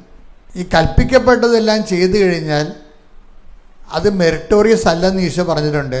കൽപ്പിക്കപ്പെട്ടതെല്ലാം ചെയ്തതിന് ശേഷം ഞങ്ങൾ പ്രയോജനരഹിതന്മാരായ ദാസന്മാരാണ്, കടമ നിർവഹിക്കുക മാത്രമേ. ഈ കടമയുടെ അപ്പുറത്തേക്ക് പോണ സംഭവങ്ങൾ ഇപ്പം അതെടുത്ത് 17:10 എടുത്ത് ലൂക്ക. ഇതുപോലെ തന്നെ നിങ്ങളും കൽപ്പിക്കപ്പെട്ടവയെല്ലാം ചെയ്തതിന് ശേഷം ഞങ്ങൾ പ്രയോജനമില്ലാത്ത ദാസന്മാരാണ് കടമ നിർവഹിച്ചതേയുള്ളൂ എന്ന് പറയുവേൻ. അപ്പം അങ്ങനെ ഒരു സ്റ്റാറ്റസ് ഉണ്ട്. നമ്മളെ ഇവിടുന്ന് പത്രം കൊടുക്കാൻ പറഞ്ഞു, നിങ്ങൾ പത്രം കൊടുത്തു. രോഗികളെ കാണാൻ പറഞ്ഞു, നിങ്ങൾ രോഗികളെ കണ്ടു. അപ്പോഴും വരുന്ന ചാലഞ്ച് എന്താ വെച്ചാൽ, ഉടമ്പടി വന്ന ചാലഞ്ച് എന്താ വെച്ചാൽ, വിശേഷവിധിയായി നിങ്ങൾ എന്താണ് ചെയ്യണത്? ഈ വിശേഷവിധിയായി ചെയ്യണത് തന്നെയാണ് ഈ അഭിജിത് കൃഷ്ണൻ ബസിലിക്കയിൽ പാടിയിരിക്കുന്നത്. പാടിയിട്ട് അവിടെയുള്ള ആൾക്കാരുടെ കർത്താവിനെ കുറിച്ച് സംസാരിക്കേണ്ടത് എന്തൊരു തീഷ്ണതയാണ് ശരിക്കും. പരിശുദ്ധാത്മാവ് നിറഞ്ഞ്, അതായത് ദൈവസ്നേഹത്തിൽ നിങ്ങൾ എന്താ വിഷയം? ചിലർ ഉടമ്പടിയിലാകുമ്പോൾ അവർ കടുത്ത ദൈവസ്നേഹത്തിലാകും. ഇപ്പം ഈ ഉടമ്പടിയിൽ എടുത്തതിന് ശേഷം ഇങ്ങനെ മോന്തം കയറ്റി പോണ കുറേ ജന്മങ്ങളില്ലേ, അതിങ്ങളൊക്കെ ശരിക്കും പറഞ്ഞാൽ ചീഞ്ഞ മടലിനെ അടിച്ചു ഓടിക്കേണ്ടതാണ് കൃപാസനത്തിൽ നിന്ന്. കാര്യം നമുക്ക് കാണുമ്പോൾ അറിയാൻ പറ്റും. ഉടമ്പടി ചെയ്തിട്ട് ഇറങ്ങിപ്പോകുമ്പോൾ ബസ് കിട്ടുക, വീട്ടിലെത്തുമ്പോൾ താമസിക്കുക എന്ന് പറഞ്ഞൊരു നിലയം പിടിച്ച് പോണ കാണാം. അതായത് എന്താ വിഷയത്തിൽ അവർ ശരിക്കും പിശാച് കൊണ്ടുവരുന്ന ആൾക്കാരാണ് അവർ. എന്താ കാരണം? They are not in covenant. അവരെന്താ വയറ്റിപ്പഴപ്പിന് വേണ്ടി ദൈവത്തിനെ വിരട്ടി ഉടമ്പടി എടുത്തിട്ട് അതിൽ നിന്ന് ഒപ്പിച്ചെടുക്കാൻ വേണ്ടി നടക്കുന്ന ആൾക്കാരാണ്. You should not do that. നിങ്ങളത് ചെയ്യരുത്. മറിച്ച് ഉടമ്പടി എടുക്കുമ്പോൾ തന്നെ നിങ്ങൾക്കറിയണം ദൈവമായിട്ട് നമുക്ക് അർഹിക്കാത്തൊരു ബന്ധത്തിലേക്ക് വരികയും നമുക്കൊരു പറ്റിയ ബന്ധമല്ല. നിങ്ങൾക്കറിയാമല്ലോ, ഇപ്പോൾ ചില ആൾക്കാർ കല്യാണം കഴിക്കുക പറയുമ്പോൾ എനിക്ക് 10ാം ക്ലാസ്സേ ഉള്ളൂ, എൻ്റെ വൈഫിന് MA BEd ആണെന്ന് പറയും. എന്താ വെച്ചാൽ നമുക്ക് പറ്റിയൊരു ബന്ധമല്ല. ഉടമ്പടിയിൽ നമ്മൾ ദൈവവുമായിട്ട് ഉടമ്പടി ചെയ്യുകയും നമുക്ക് പറ്റിയൊരു ബന്ധമല്ല ശരിക്കും പറഞ്ഞാൽ. പിന്നെ നമ്മളെന്താ ചെയ്യണത്? ആ ബന്ധം പറ്റിക്കാൻ വേണ്ടി പരമാവധി കഠിനാധ്വാനം ചെയ്യണം. ആ ബന്ധം പറ്റിക്കാൻ വേണ്ടി നമ്മൾ പരമാവധി കഠിനമാകത്ത്. അപ്പം ദൈവത്തിന് നമ്മുടെ സത്യസന്ധത മനസ്സിലാക്കി. ഇപ്പം ശ്രേയ എന്താ പറയണത്? എനിക്ക് പറ്റിയ പണിയല്ല ഉടമ്പടി. ഞാൻ 5:30 എഴുന്നേക്കത്തില്ല ഒരിക്കലും. 5:30 എഴുന്നേക്കണമെങ്കിൽ പ്രത്യക്ഷ പ്രാർത്ഥന ഞാൻ 5 മണിക്ക് എഴുന്നേക്കണ്ടേ? ഞാൻ 5 മണിക്ക് എഴുന്നേക്കത്തില്ല ഒരിക്കലും. ഇന്നുവരെ എഴുന്നേറ്റിട്ടില്ല. അപ്പം എനിക്ക് പറ്റിയ പണിയല്ല ഇത്. പിന്നെ എന്താണ്? ഞാൻ ഡെയിലി പള്ളിയിൽ പോകത്തില്ല, ഞായറാഴ്ച മാത്രമേ പോകത്തുള്ളൂ. അപ്പോൾ അതെനിക്ക് പറ്റിയ പണിയല്ല. അപ്പോൾ അതുകൊണ്ട് ഞാൻ ഉടമ്പടി എടുക്കണില്ല എന്ന് പറഞ്ഞിരുന്നെങ്കിലും പരിശുദ്ധാത്മാവ് ഇവള് പറയും, നീ എടുക്കണമെന്ന് നല്ലത് നിനക്കെന്ന് പറയും. കാര്യം നമ്മളെ അനുഗ്രഹിക്കാൻ ദൈവം ആഗ്രഹിക്കുമ്പോഴാണ് നമ്മൾ ഉടമ്പടി എടുക്കാൻ പറയണത്. അത് നിങ്ങൾ ആ ബോധം നിങ്ങൾക്ക് ഉണ്ടാകണം. നമ്മളെ അനുഗ്രഹിക്കാൻ ദൈവം ആഗ്രഹിക്കുമ്പോഴാണ് നമ്മളോട് ഉടമ്പടി എടുക്കാൻ വേണ്ടി തോന്നിപ്പിക്കണത്. നിങ്ങൾക്കത് മനസ്സിലാവാത്ത കാരണം നിങ്ങൾ വേറെ എന്ത് ഭാരം എടുത്ത പോലെയാണ് പോണത്. അയ്യോ, ഇത് തീർക്കാൻ പറ്റുമോ, ചെയ്യാൻ പറ്റുമോ, പൂർത്തിയാക്കുമോ? സാറേ, അപ്പോൾ അമ്മ പറയും 90 ദിവസം വരെ അല്ല ഉള്ളു മോളെ എന്ന് പറയും. ഭയങ്കര ആശ്വാസമായിപ്പോയി. ഇങ്ങനെയൊന്നുമല്ല ആശ്വസിപ്പിക്കേണ്ടത്.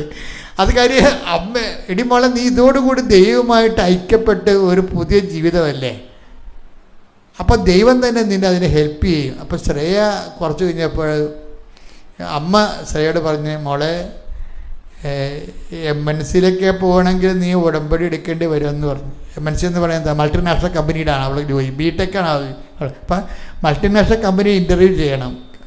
അപ്പോൾ ഈ ഗൂഗിൾ പോലെയുള്ള മൾട്ടിനാഷണൽ കമ്പനികളാണ്, പല കമ്പനികളുണ്ട്, ടയോട്ടയും MNC ആണ്. അപ്പോൾ ഇതുപോലെ ഉള്ള ഈ മൾട്ടിനാഷണൽ കമ്പനി. അപ്പോൾ അമ്മ പറയും, നിനക്ക് ഈ MNCയിലൊക്കെ ജോലി വേണമെന്നുണ്ടെങ്കിൽ എൻ്റെ മകളെ ഇപ്പോഴത്തെ ഉള്ള കപ്പാസിറ്റി കൊണ്ട് പറ്റത്തില്ല. കാര്യം BTechകാർ ചവറ് പോലെ ലോകത്തുണ്ട്. Then why should you be selected? നീ എന്തുകൊണ്ട് സെലക്ട് ചെയ്യണം? അതുകൊണ്ട് നിനക്കിനി ദൈവത്തിനെ കൂടാതെ മുന്നോട്ട് പോകാൻ പറ്റത്തില്ല. അതുകൊണ്ട് നീ ഉടമ്പടി എടുക്കണമെന്ന് അമ്മ ഉപദേശിക്കും. അപ്പോൾ അവൾ എന്ത് ചെയ്യുമെന്ന് വെച്ചാൽ അവളെ അതൊക്കെ മനസ്സിലാകും, അത് കറക്റ്റ് സംഭവമാണെന്ന് മനസ്സിലായി. അമ്മ പറയണ കറക്റ്റാണ്. BTechകാർ ഒത്തിരി പേരുണ്ട്. എനിക്ക് MNC ജോലി കിട്ടണമെന്ന് പറഞ്ഞാൽ ഞാൻ അത്രയും ക്വാളിറ്റേറ്റീവ് അല്ല, എക്സ്പീരിയൻസ്ഡും അല്ല. എന്നേക്കാൾ എക്സ്പീരിയൻസുള്ള ആൾക്കാരുണ്ടാകും. പിന്നെ എനിക്കാണ് ഞാൻ കിട്ടുന്നത്. അപ്പോൾ നോട്ട് ബൈ മെറിറ്റിൽ ഇത് വർക്ക് ചെയ്യത്തുള്ളൂ. കണ്ട, അതാണ് സംഭവം വരുന്നത്. നോട്ട് ബൈ മെറിറ്റിൽ ഇത് വർക്ക് ചെയ്യത്തുള്ളൂ. അപ്പോൾ ശ്രേയ എന്നാ ചെയ്തെന്ന് വെച്ചാൽ ഇതിൻ്റെ ഇൻവെസ്റ്റ്മെൻറ്റ് ചെയ്യാൻ നോക്കും. എന്താണ്? അവൾ ഇതിൻ്റെ ഒരു ട്രയൽ എടുക്കും. ട്രയൽ റണ്ണപ്പോൾ പറഞ്ഞു, ഞാൻ പണ്ട് ഒരു ഇടവക ഇരുന്നപ്പോൾ അവിടെ ബസ് സർവീസ് ഇല്ല. ആ ബസ് സർവീസിന് വേണ്ടി 2.5 കൊല്ലം കഷ്ടപ്പെട്ടിട്ട് അവസാനം ബസ് സ്വന്തമായിട്ട് ഒരാളെ കൊണ്ട് മേടിപ്പിച്ചിട്ടാണ് സർവീസ് ഉണ്ടാക്കിയത്. അപ്പോൾ അതിക്ക് മുമ്പ് ഈ വെഹിക്കിൾ ഇൻസ്പെക്ടർ വന്നിട്ട് ട്രയൽ റൺ എടുക്കും. ട്രയൽ റണ്ണ് ആ റോഡിൽ കൂടി ബസ് ഓടിക്കാൻ പറ്റുമോ ഇല്ലേ എന്നുള്ളതിനെക്കുറിച്ച്, ബമ്പുണ്ടാ ഹമ്പുണ്ടാ എന്നൊക്കെ കുറിച്ച് വെച്ച് ഒരു റിപ്പോർട്ടിംഗ് ഉണ്ട്. ഇതുപോലെ ഉടമ്പടിക്ക് ഈ ശ്രേയ ഒരു ട്രയൽ റൺ എടുക്കും. എന്താ കാര്യം? ഉടമ്പടി എടുക്കാതെ തന്നെ ഒരു 3 മാസത്തേക്ക് ഉടമ്പടിയിലാണെന്നും പറഞ്ഞ് ജീവിക്കും. അതൊക്കെയാണ് ആൾക്കാർ ഇങ്ങനെയാണ് ആൾക്കാർ പോണത്. ഭയങ്കര രസമാണ്. ഉടമ്പടിയെ ട്രയൽ റൺ എടുക്കുകയാണ്. അപ്പോൾ എന്ത് അല്ലാതെ നാത്തം പറഞ്ഞ് വീട്ടുകാർ പറഞ്ഞ് അവർ പറഞ്ഞ് ഇവർ പറഞ്ഞ് എന്നാൽ ഞാൻ ഇപ്പോൾ ഞങ്ങളുടെ നാട്ടിലുള്ള എല്ലാവരും എടുത്ത് ഇനിയിപ്പോൾ ഞാനായിട്ട് എടുക്കാതിരിക്കണം എന്ന് പറഞ്ഞ് വന്ന് എടുക്കണ ആൾക്കാരും ഉണ്ട് ഉടമ്പടി. ഞങ്ങളുടെ അയൽവാസികളെല്ലാവരും എടുത്തിട്ടുണ്ട് ഉടമ്പടി. എന്ത് സ്വന്തമാണെന്ന് അറിയാൻ പാടില്ല. എന്നാലും ഇനി ഞാനായിട്ട് എടുക്കാതിരിക്കേണ്ട കാര്യമില്ലെന്ന് പറഞ്ഞുകൊണ്ട് അവരും വന്നെടുക്കും. അങ്ങനെ ഓട്ടോമാറ്റിക് ഉടമ്പടിക്കാരും ഉണ്ട്. അപ്പോൾ ഇതുപോലെ ട്രയൽ എടുക്കുന്ന ആൾക്കാരുണ്ട്. അപ്പോൾ ഇതൊക്കെ ദൈവം കാണുന്നില്ലേ മക്കളെ? നമ്മുടെ സത്യസന്ധത ദൈവം കാണുന്നുണ്ട്. അതാണ് വിഷയം. ശ്രേയ 3 മാസം ഡെയിലി ഉടമ്പടി എടുക്കാതെ തന്നെ പള്ളിയിൽ പോയി നോക്കി, ഇത് ബുക്കോ ഇല്ല എന്നറിയാൻ വേണ്ടി. 3 മാസത്തോളം 5 മണിക്ക് എഴുന്നേക്കാൻ നോക്കി. എന്നിട്ട് അതെല്ലാം മാസ്റ്ററിയായി. അതെല്ലാം തനിക്ക് പറ്റുമെന്ന രീതിയിൽ അതിനെ കീഴടക്കി. അപ്പോൾ അതെല്ലാം കഴിഞ്ഞ് തനിക്കിത് ഓക്കെ ആവുമെന്ന് കണ്ടപ്പോൾ ഇവൾ വന്ന് ഉടമ്പടി എടുത്ത്. ഇങ്ങനെയൊക്കെ ഉടമ്പടി എടുക്കുമ്പോഴാണ് ഗുണമെന്ന് പറയണത്. ദൈവത്തിന് ഞാൻ ദൈവമായിട്ട് എത്രയോ വർഷങ്ങളായി ജീവിക്കണതാണ്. അപ്പോൾ എനിക്ക് മനസ്സിലായൊരു കാര്യം, സത്യമായിരിക്കണം മക്കളെ, സത്യമായിരിക്കണം. കാര്യം ദൈവത്തിന് ചില കമ്പ്യൂട്ടർ പോലെയാണ്. ഇപ്പോൾ 10 തരം കമ്പ്യൂട്ടറൊക്കെ ഇല്ലേ, അത് അവർക്ക് ചെറിയ എറർ വന്നു കഴിഞ്ഞാൽ അപ്പോൾ ഇത് ഓട്ടോമാറ്റിക്കായി ഷട്ട് ഡൗൺ ആകും. അപ്പോൾ അതൊക്കെ മനസ്സിലാകും, ഇത് എററാണ് വന്നിരിക്കണമെന്ന് മനസ്സിലാകും. അടിച്ചു കയറ്റിക്കുന്ന എററാണ്. കമ്പ്യൂട്ടർ അത് അക്സെപ്റ്റ് ചെയ്യത്തില്ല എറർ. അതുപോലെ തന്നെയാണ് ദൈവവും. സത്യകേടായിട്ടൊരു സാധനം അക്സെപ്റ്റ് ചെയ്യത്തില്ല. ഈശോ തന്നെ വന്നപ്പോൾ വെളിപ്പെടുത്തിയപ്പോൾ ഒരു കാര്യം എന്താ പറഞ്ഞത്? I am the truth. അതാണ് എനിക്ക് ഭയങ്കര ഇഷ്ടമാണ് ആ വചനം. എന്താണ്? ഞാൻ സത്യമാണെന്ന്. I am the truth.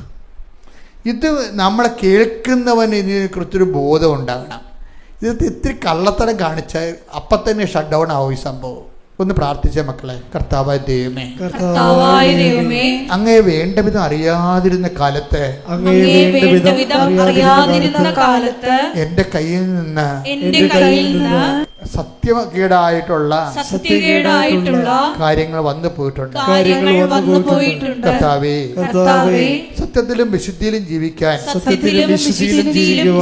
നിന്റെ കൃപയാൽ എന്നെ അഭിഷേകം ചെയ്യണമേ. സത്യത്തിലും വിശുദ്ധിയിലും സംസാരിക്കാൻ നിന്റെ കൃപയാൽ എന്നെ അഭിഷേകം ചെയ്യണമേ. ശ്രദ്ധിക്കട്ടെ. ഹല്ലേലൂയ, യേശുവേ നന്ദി, ഹല്ലേലൂയ, ഹല്ലേലൂയ.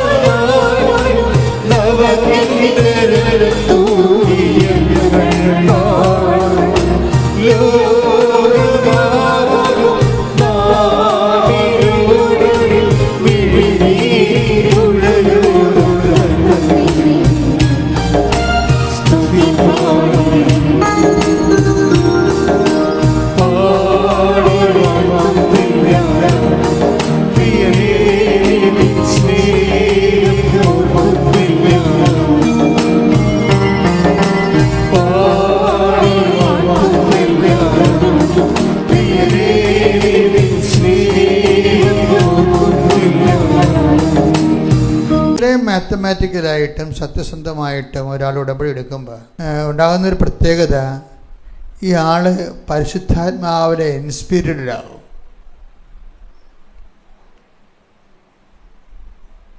ദൈവം നമ്മൾ ചോദിക്കുന്നതിന് കൃത്യമായ മറുപടി പറയും. അതാണ് നമ്മൾ ഉടമ്പടി സത്യസന്ധരാണെന്ന് കണ്ടാൽ പിന്നെ നമുക്ക് ദൈവത്തോട് എന്തും ചോദിക്കാം.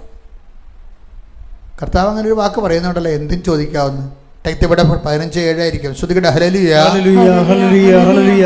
യേശുവേ നന്ദി. ഹല്ലേലൂയ, ഹല്ലേലൂയ, ഹല്ലേലൂയ, ഹല്ലേലൂയ, ഹല്ലേലൂയ. യോഹന്നാൻ 15:7. യോഹന്നാൻ 15:7. നിങ്ങൾ എന്നിൽ വസിക്കുകയും നിങ്ങൾ എന്നിൽ വസിക്കുകയും എന്റെ വാക്കുകൾ നിങ്ങളിൽ നിലനിൽക്കുകയും ചെയ്യുന്നെങ്കിൽ ഇഷ്ടമുള്ളത് ചോദിച്ചുകൊള്ളുക,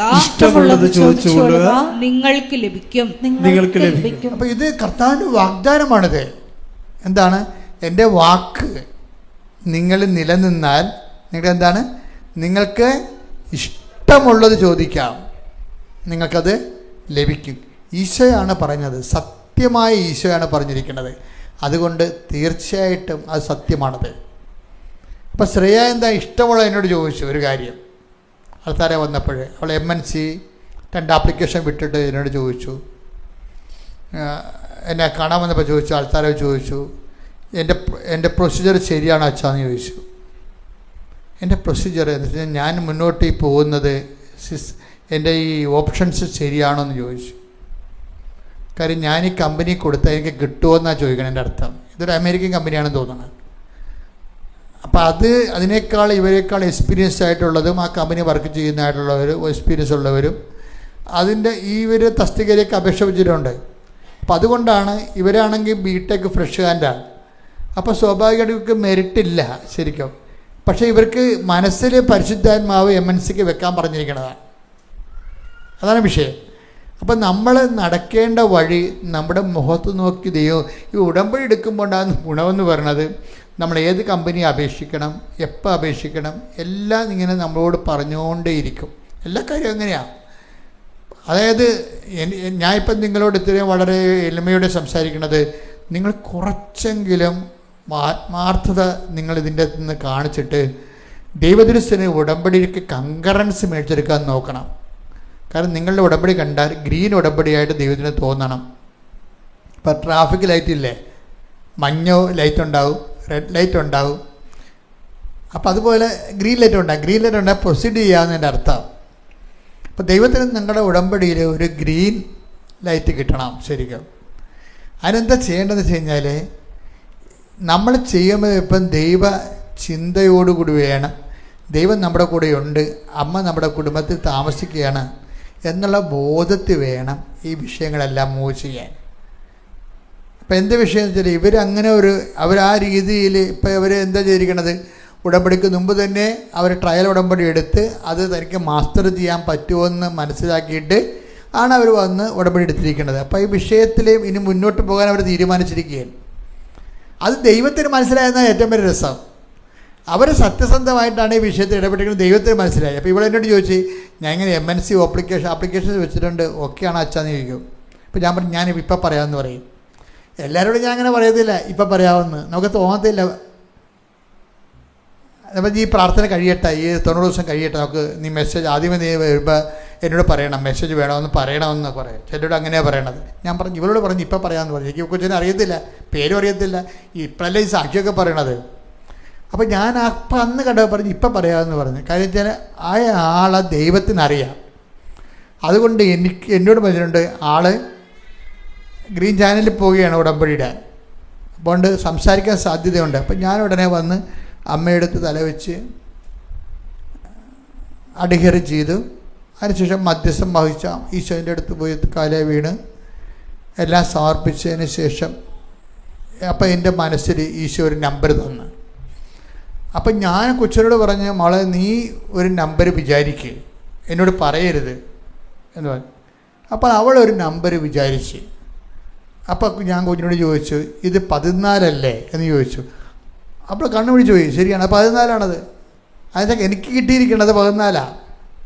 അപ്പോൾ ഇതിന് കൺകറൻസ് ഉണ്ടോയെന്നാണ് ഇവൾ ചോദിക്കണത്. ഇതിന് കൺകറൻസ് ഉണ്ടോ, ഈ MNCയുമായിട്ട് പ്രൊസീഡ് ചെയ്യാമോ, അത് ഞാൻ പെട്ടുപോകുമോ?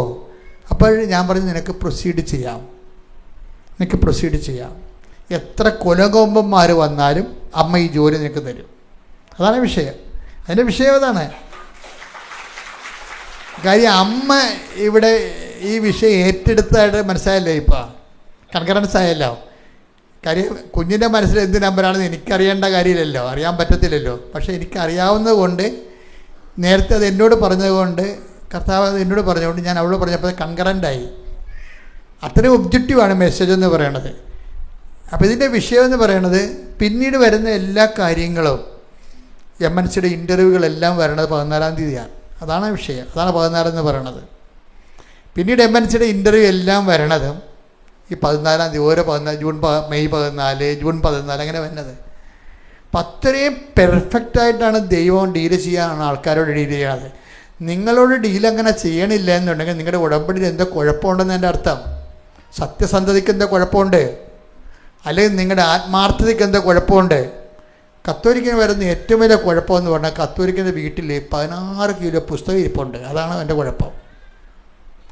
കാണുന്ന ധ്യാനകേന്ദ്രത്തിലൊക്കെ പോകും, കാണുന്ന പാട്ടുന്ന നൊവേന പാട്ടിലൊക്കെ പോകും. നിങ്ങൾ എവിടെയെങ്കിലും പോയിക്കോ, പക്ഷെ ഉടമ്പടി നിങ്ങൾ എടുക്കരുത്. That is my standing. നിങ്ങൾക്ക് പറ്റിയിരിക്കുന്ന അബദ്ധം എന്ന് പറയണത് നിങ്ങൾ കാണുന്ന നൊവേനക്ക് മുഴുവൻ പോകും, കാണുന്ന ധ്യാനകേന്ദ്രങ്ങളെല്ലാം പോകും. ഞാൻ പറഞ്ഞു നിങ്ങൾ പോകണം. കാര്യം ഞങ്ങൾ അവിടെ എല്ലാം നടക്കുന്ന ശുശ്രൂഷ, ദൈവ ശുശ്രൂഷ തന്നെ നടക്കണത്. പക്ഷേ നിങ്ങൾ ഉടമ്പടി എടുക്കരുത്. Should not do it. കാര്യം ഉടമ്പടി എടുത്താൽ അത് വേറെ റിലേഷനാണ്. അതിങ്ങനെ ധ്യാനം കേൾക്കുന്ന പോലെയും രോഗശാന്തി പ്രാർത്ഥന കൂടുന്ന പോലെയും അല്ല. It's a way of life. അത് ദൈവവുമായിട്ടുള്ള നിലപാട്, നമ്മുടെ സമീപനം ഒക്കെ എല്ലാം കവനന്റ് ബേസാണ്.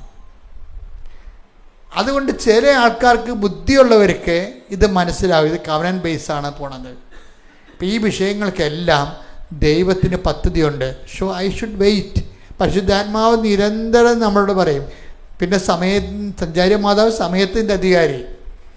അവർ നിങ്ങളുടെ ജീവിതത്തിൽ നിങ്ങൾക്കൊരു തകർച്ച, നിങ്ങളുടെ എടുക്കുന്ന തീരുമാനത്തിൽ ഒരു തകർച്ച വരാനും പറ്റുകയാണെങ്കിൽ അമ്മ സമ്മതിക്കത്തില്ല. കാര്യം എന്താ, അമ്മ നിങ്ങളുടെ കുടുംബാംഗം പോലെ വീട്ടിൽ ജീവിക്കല്ലേ. അപ്പോൾ ആ കുടുംബം തകരാൻ ദൈവം അനുവദിക്കുക. ഈ റോജൻ തന്നെ കാണിച്ചിരിക്കണത് എന്താ, റോജൻ്റെ ബിസിനസ്സൊക്കെ കുറച്ച് ഫ്ലറിഷ് ചെയ്തപ്പോൾ റോജനും വൈഫും അമ്മയും കൂടിയൊക്കെ വിചാരിച്ച് നമുക്കൊരു വീട്, നമ്മുടെ പഴയ വീടല്ലേ, നമുക്കൊരു വീട് വാങ്ങിക്കാമെന്ന് പറഞ്ഞു. ഒരു വീട് വാങ്ങിക്കാമെന്ന് പറഞ്ഞു.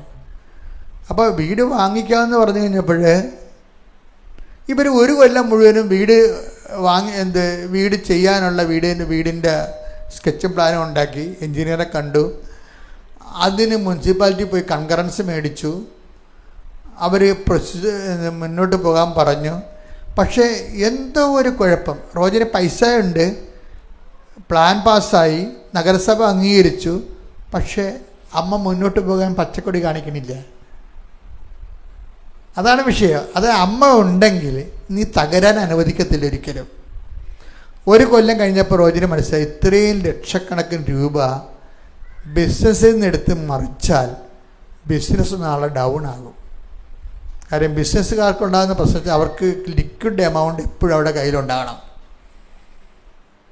ലിക്വിഡ് എമൗണ്ടും പിന്നെ എടുത്തു മറിക്കാൻ പറ്റുന്ന വളരെ മൂവബിളായിട്ടുള്ള പ്രോപ്പർട്ടി എപ്പോഴും ബിസിനസ്സുകാരുടെ കയ്യിൽ കരുതൽ ദ്രവ്യം പോലും ഉണ്ടാകണം. അതില്ലാതെ വരുമ്പോഴാണ് നമുക്ക് ചില സമയത്ത് ചിലയിടത്ത് കൊടുത്ത് ചില സാധനം വാങ്ങിച്ചിട്ട് ചില സമയത്ത് മറിച്ച് കൊടുത്താൽ കിട്ടാവുന്ന ലാഭം നഷ്ടപ്പെടുന്നതിൻ്റെ കാര്യം അതാണ്. അപ്പോൾ അതുകൊണ്ട് ഇങ്ങനെയൊക്കെ ഉള്ള ഒരു നീക്കുപോക്കുകളുള്ള കാരണം അമ്മ ഈ വിഷയം ബ്ലോക്ക് ചെയ്യും. കുടുംബം ഉണ്ടാക്കുക എന്നുള്ള വിഷയം ബ്ലോക്ക് ചെയ്യും. അതുപോലെ നിന്ന് ഇത്രയും പണം, ലക്ഷക്കണക്കിന് രൂപയുടെ പണമാണ് എടുത്ത് പുതിയ ഇൻവെസ്റ്റ്മെൻറ്റ് വരുമ്പോൾ അത് ഡെഡ് മണി ആയിട്ട് പോവുകയാണ്. ഇത് ബ്ലോക്ക് ചെയ്യും. ബ്ലോക്ക് ചെയ്ത് വെച്ചും ഇവരെല്ലാവരും കൂടി ഇരുന്ന് അമ്മയും ഭാര്യയും പല വീടുകളും പോയി കണ്ട് ഇവർക്ക് ഒക്കണില്ല. അമ്മയും ഭാര്യയും അവസാനം തോറ്റ് തന്നത്തായിരുന്ന് പ്രാർത്ഥിക്കുമ്പോൾ അവർ മൂന്നുപേരും കൂടി ഇരുന്ന്, അതാണ് മൂന്നുപേരും കൂടി ഉടമ്പടിക്കാനുള്ള ഗുണം അതാണ്. അവർ മൂന്നുപേരും കൂടി ഇരുന്ന് പ്രാർത്ഥിക്കുമ്പോൾ അമ്മ പറയും നിങ്ങളുടെ ഈ വീട് തന്നെ പൊളിച്ച് അതിനെ മോഡിഫൈ ചെയ്താൽ മതി, വേറെ പ്രശ്നമൊന്നും ഇല്ലെന്ന് പറയും. ഇതോടുകൂടി അതാണ് ഈ റോജൻ പറയണതേ, എൻ്റെ തോട്ട് പ്രോസസ്സ് തന്നെ മാറിപ്പോയെന്ന്, ഞാൻ ചിന്തിക്കണ വിധം തന്നെ മാറിപ്പോയെന്ന്. അമ്മ ഇതെല്ലാം ഇങ്ങനെ എല്ലാ കാര്യത്തിലും ഇടപെടുകയും എല്ലാം കൃത്യമായിട്ട് ചേഞ്ച് ചെയ്ത് കറക്റ്റ് പൊസിഷനിൽ കൊണ്ടുവെക്കുകയും ചെയ്യും. എന്നിട്ട് ഈ വീട് വെക്കാൻ നേരത്ത് ഈ വീട് മോഡിഫൈ ചെയ്തതിന് ശേഷം ഈ വീട് ചില മുറികൾ മാറ്റി ചിലത് ആഡ് ചെയ്ത് ഇതിൻ്റെ ഷേപ്പ് മാറ്റി എക്സ്ട്രാ എക്സ്റ്റൻഷൻ എടുത്തൊക്കെ വരുമ്പോൾ അതായത് ഇവർ വെക്കാൻ പോയ വീടിനേക്കാളും അതിമനോഹരമായൊരു വീട്. അതായത് എപ്പോഴും നമ്മൾ ശ്രദ്ധിക്കേണ്ട ഒരു വിഷയം വെച്ചാൽ അതായത് ഒരു 50 ലക്ഷം രൂപയുടെ ലാഭമെങ്കിലും ഉണ്ട്. 50 ലക്ഷം പുതിയ സംവിധാനത്തിൽ 50 ലക്ഷം രൂപയുടെ ലാഭമുണ്ട് ഇതിൻ്റെ അകത്ത്. ഈ ലാഭം വന്ന വഴികളല്ലേ ദൈവം നമ്മുടെ ചില കാര്യങ്ങൾ നമ്മുടെ ആക്രാന്തം കൊണ്ടും നാട്ടുകാർ പറയണത് കൊണ്ടും കൂട്ടുകാർ സമ്മർദ്ദം ചെയ്യുന്നത് കൊണ്ടും നമ്മൾ ഓരോ സ്ഥലത്ത് പോയി തലവെച്ച് കൊടുക്കും.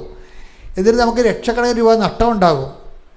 പക്ഷേ അതേസമയം തന്നെ നമ്മൾ ചിലപ്പോൾ ദൈവത്തിന് വേണ്ടി ദൈവത്തിൻ്റെ വചനം കേട്ടിട്ട് ലാഭങ്ങൾ കുറച്ച് ചില ആൾക്കാരുടെ ലാഭങ്ങൾ കുറക്കും. ലാഭം കുറക്കുമ്പോൾ എന്ത് പറ്റും? കള്ളത്തരം കുറയും.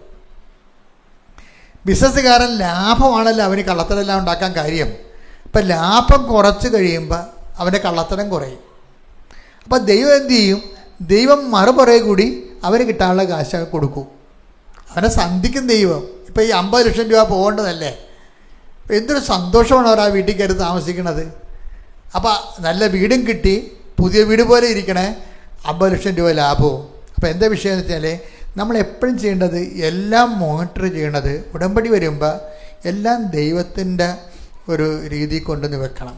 ദൈവത്തിൻ്റെ രീതിയിൽ അല്ല നിങ്ങൾ ചെയ്യണത് ജീവിതം. നിങ്ങൾ പല ആൾക്കാരും ഉടമ്പടിയും ജീവിതവുമായിട്ട് ഒരിക്കലും കണക്ട് ചെയ്യുന്നില്ല.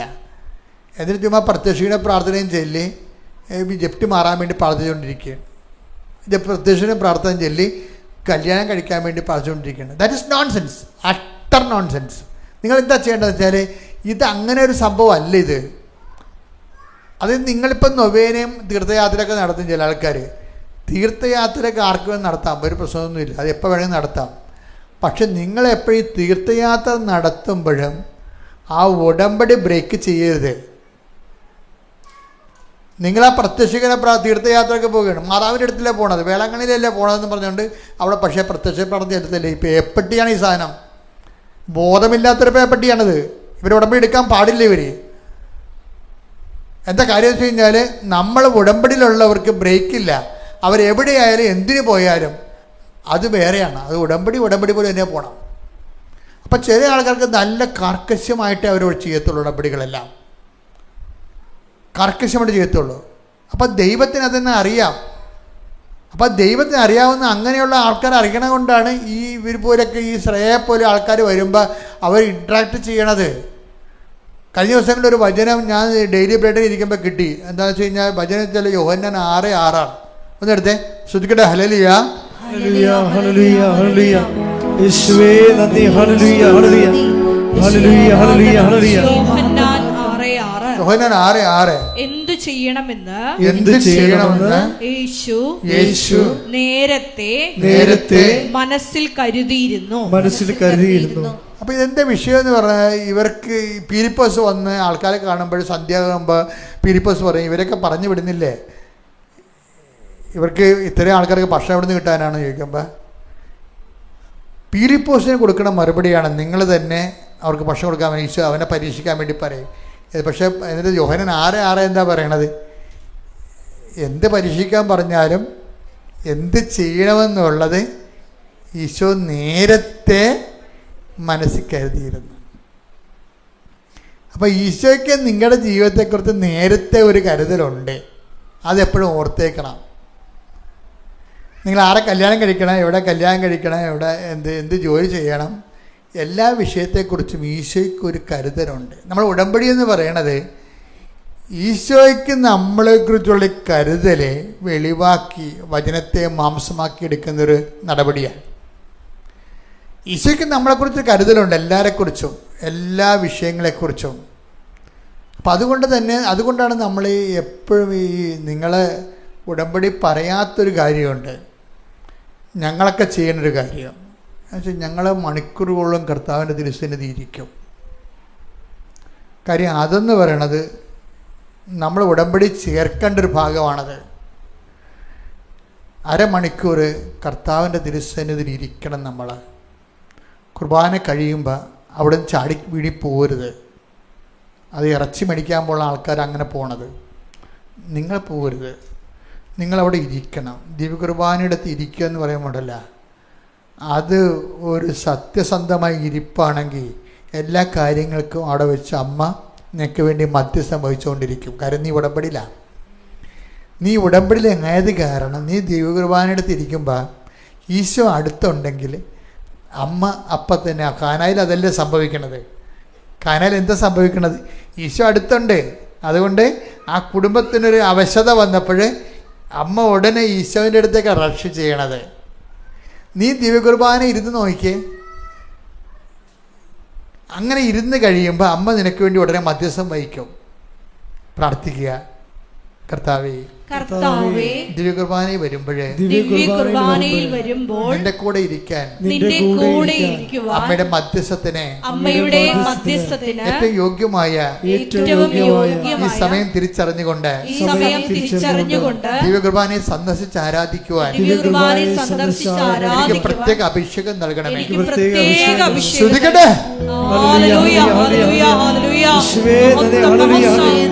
അമ്മയോടൊപ്പം ഈശോയെ ആരാധിക്കുവാൻ ഞങ്ങൾക്ക് അത്യാവശ്യം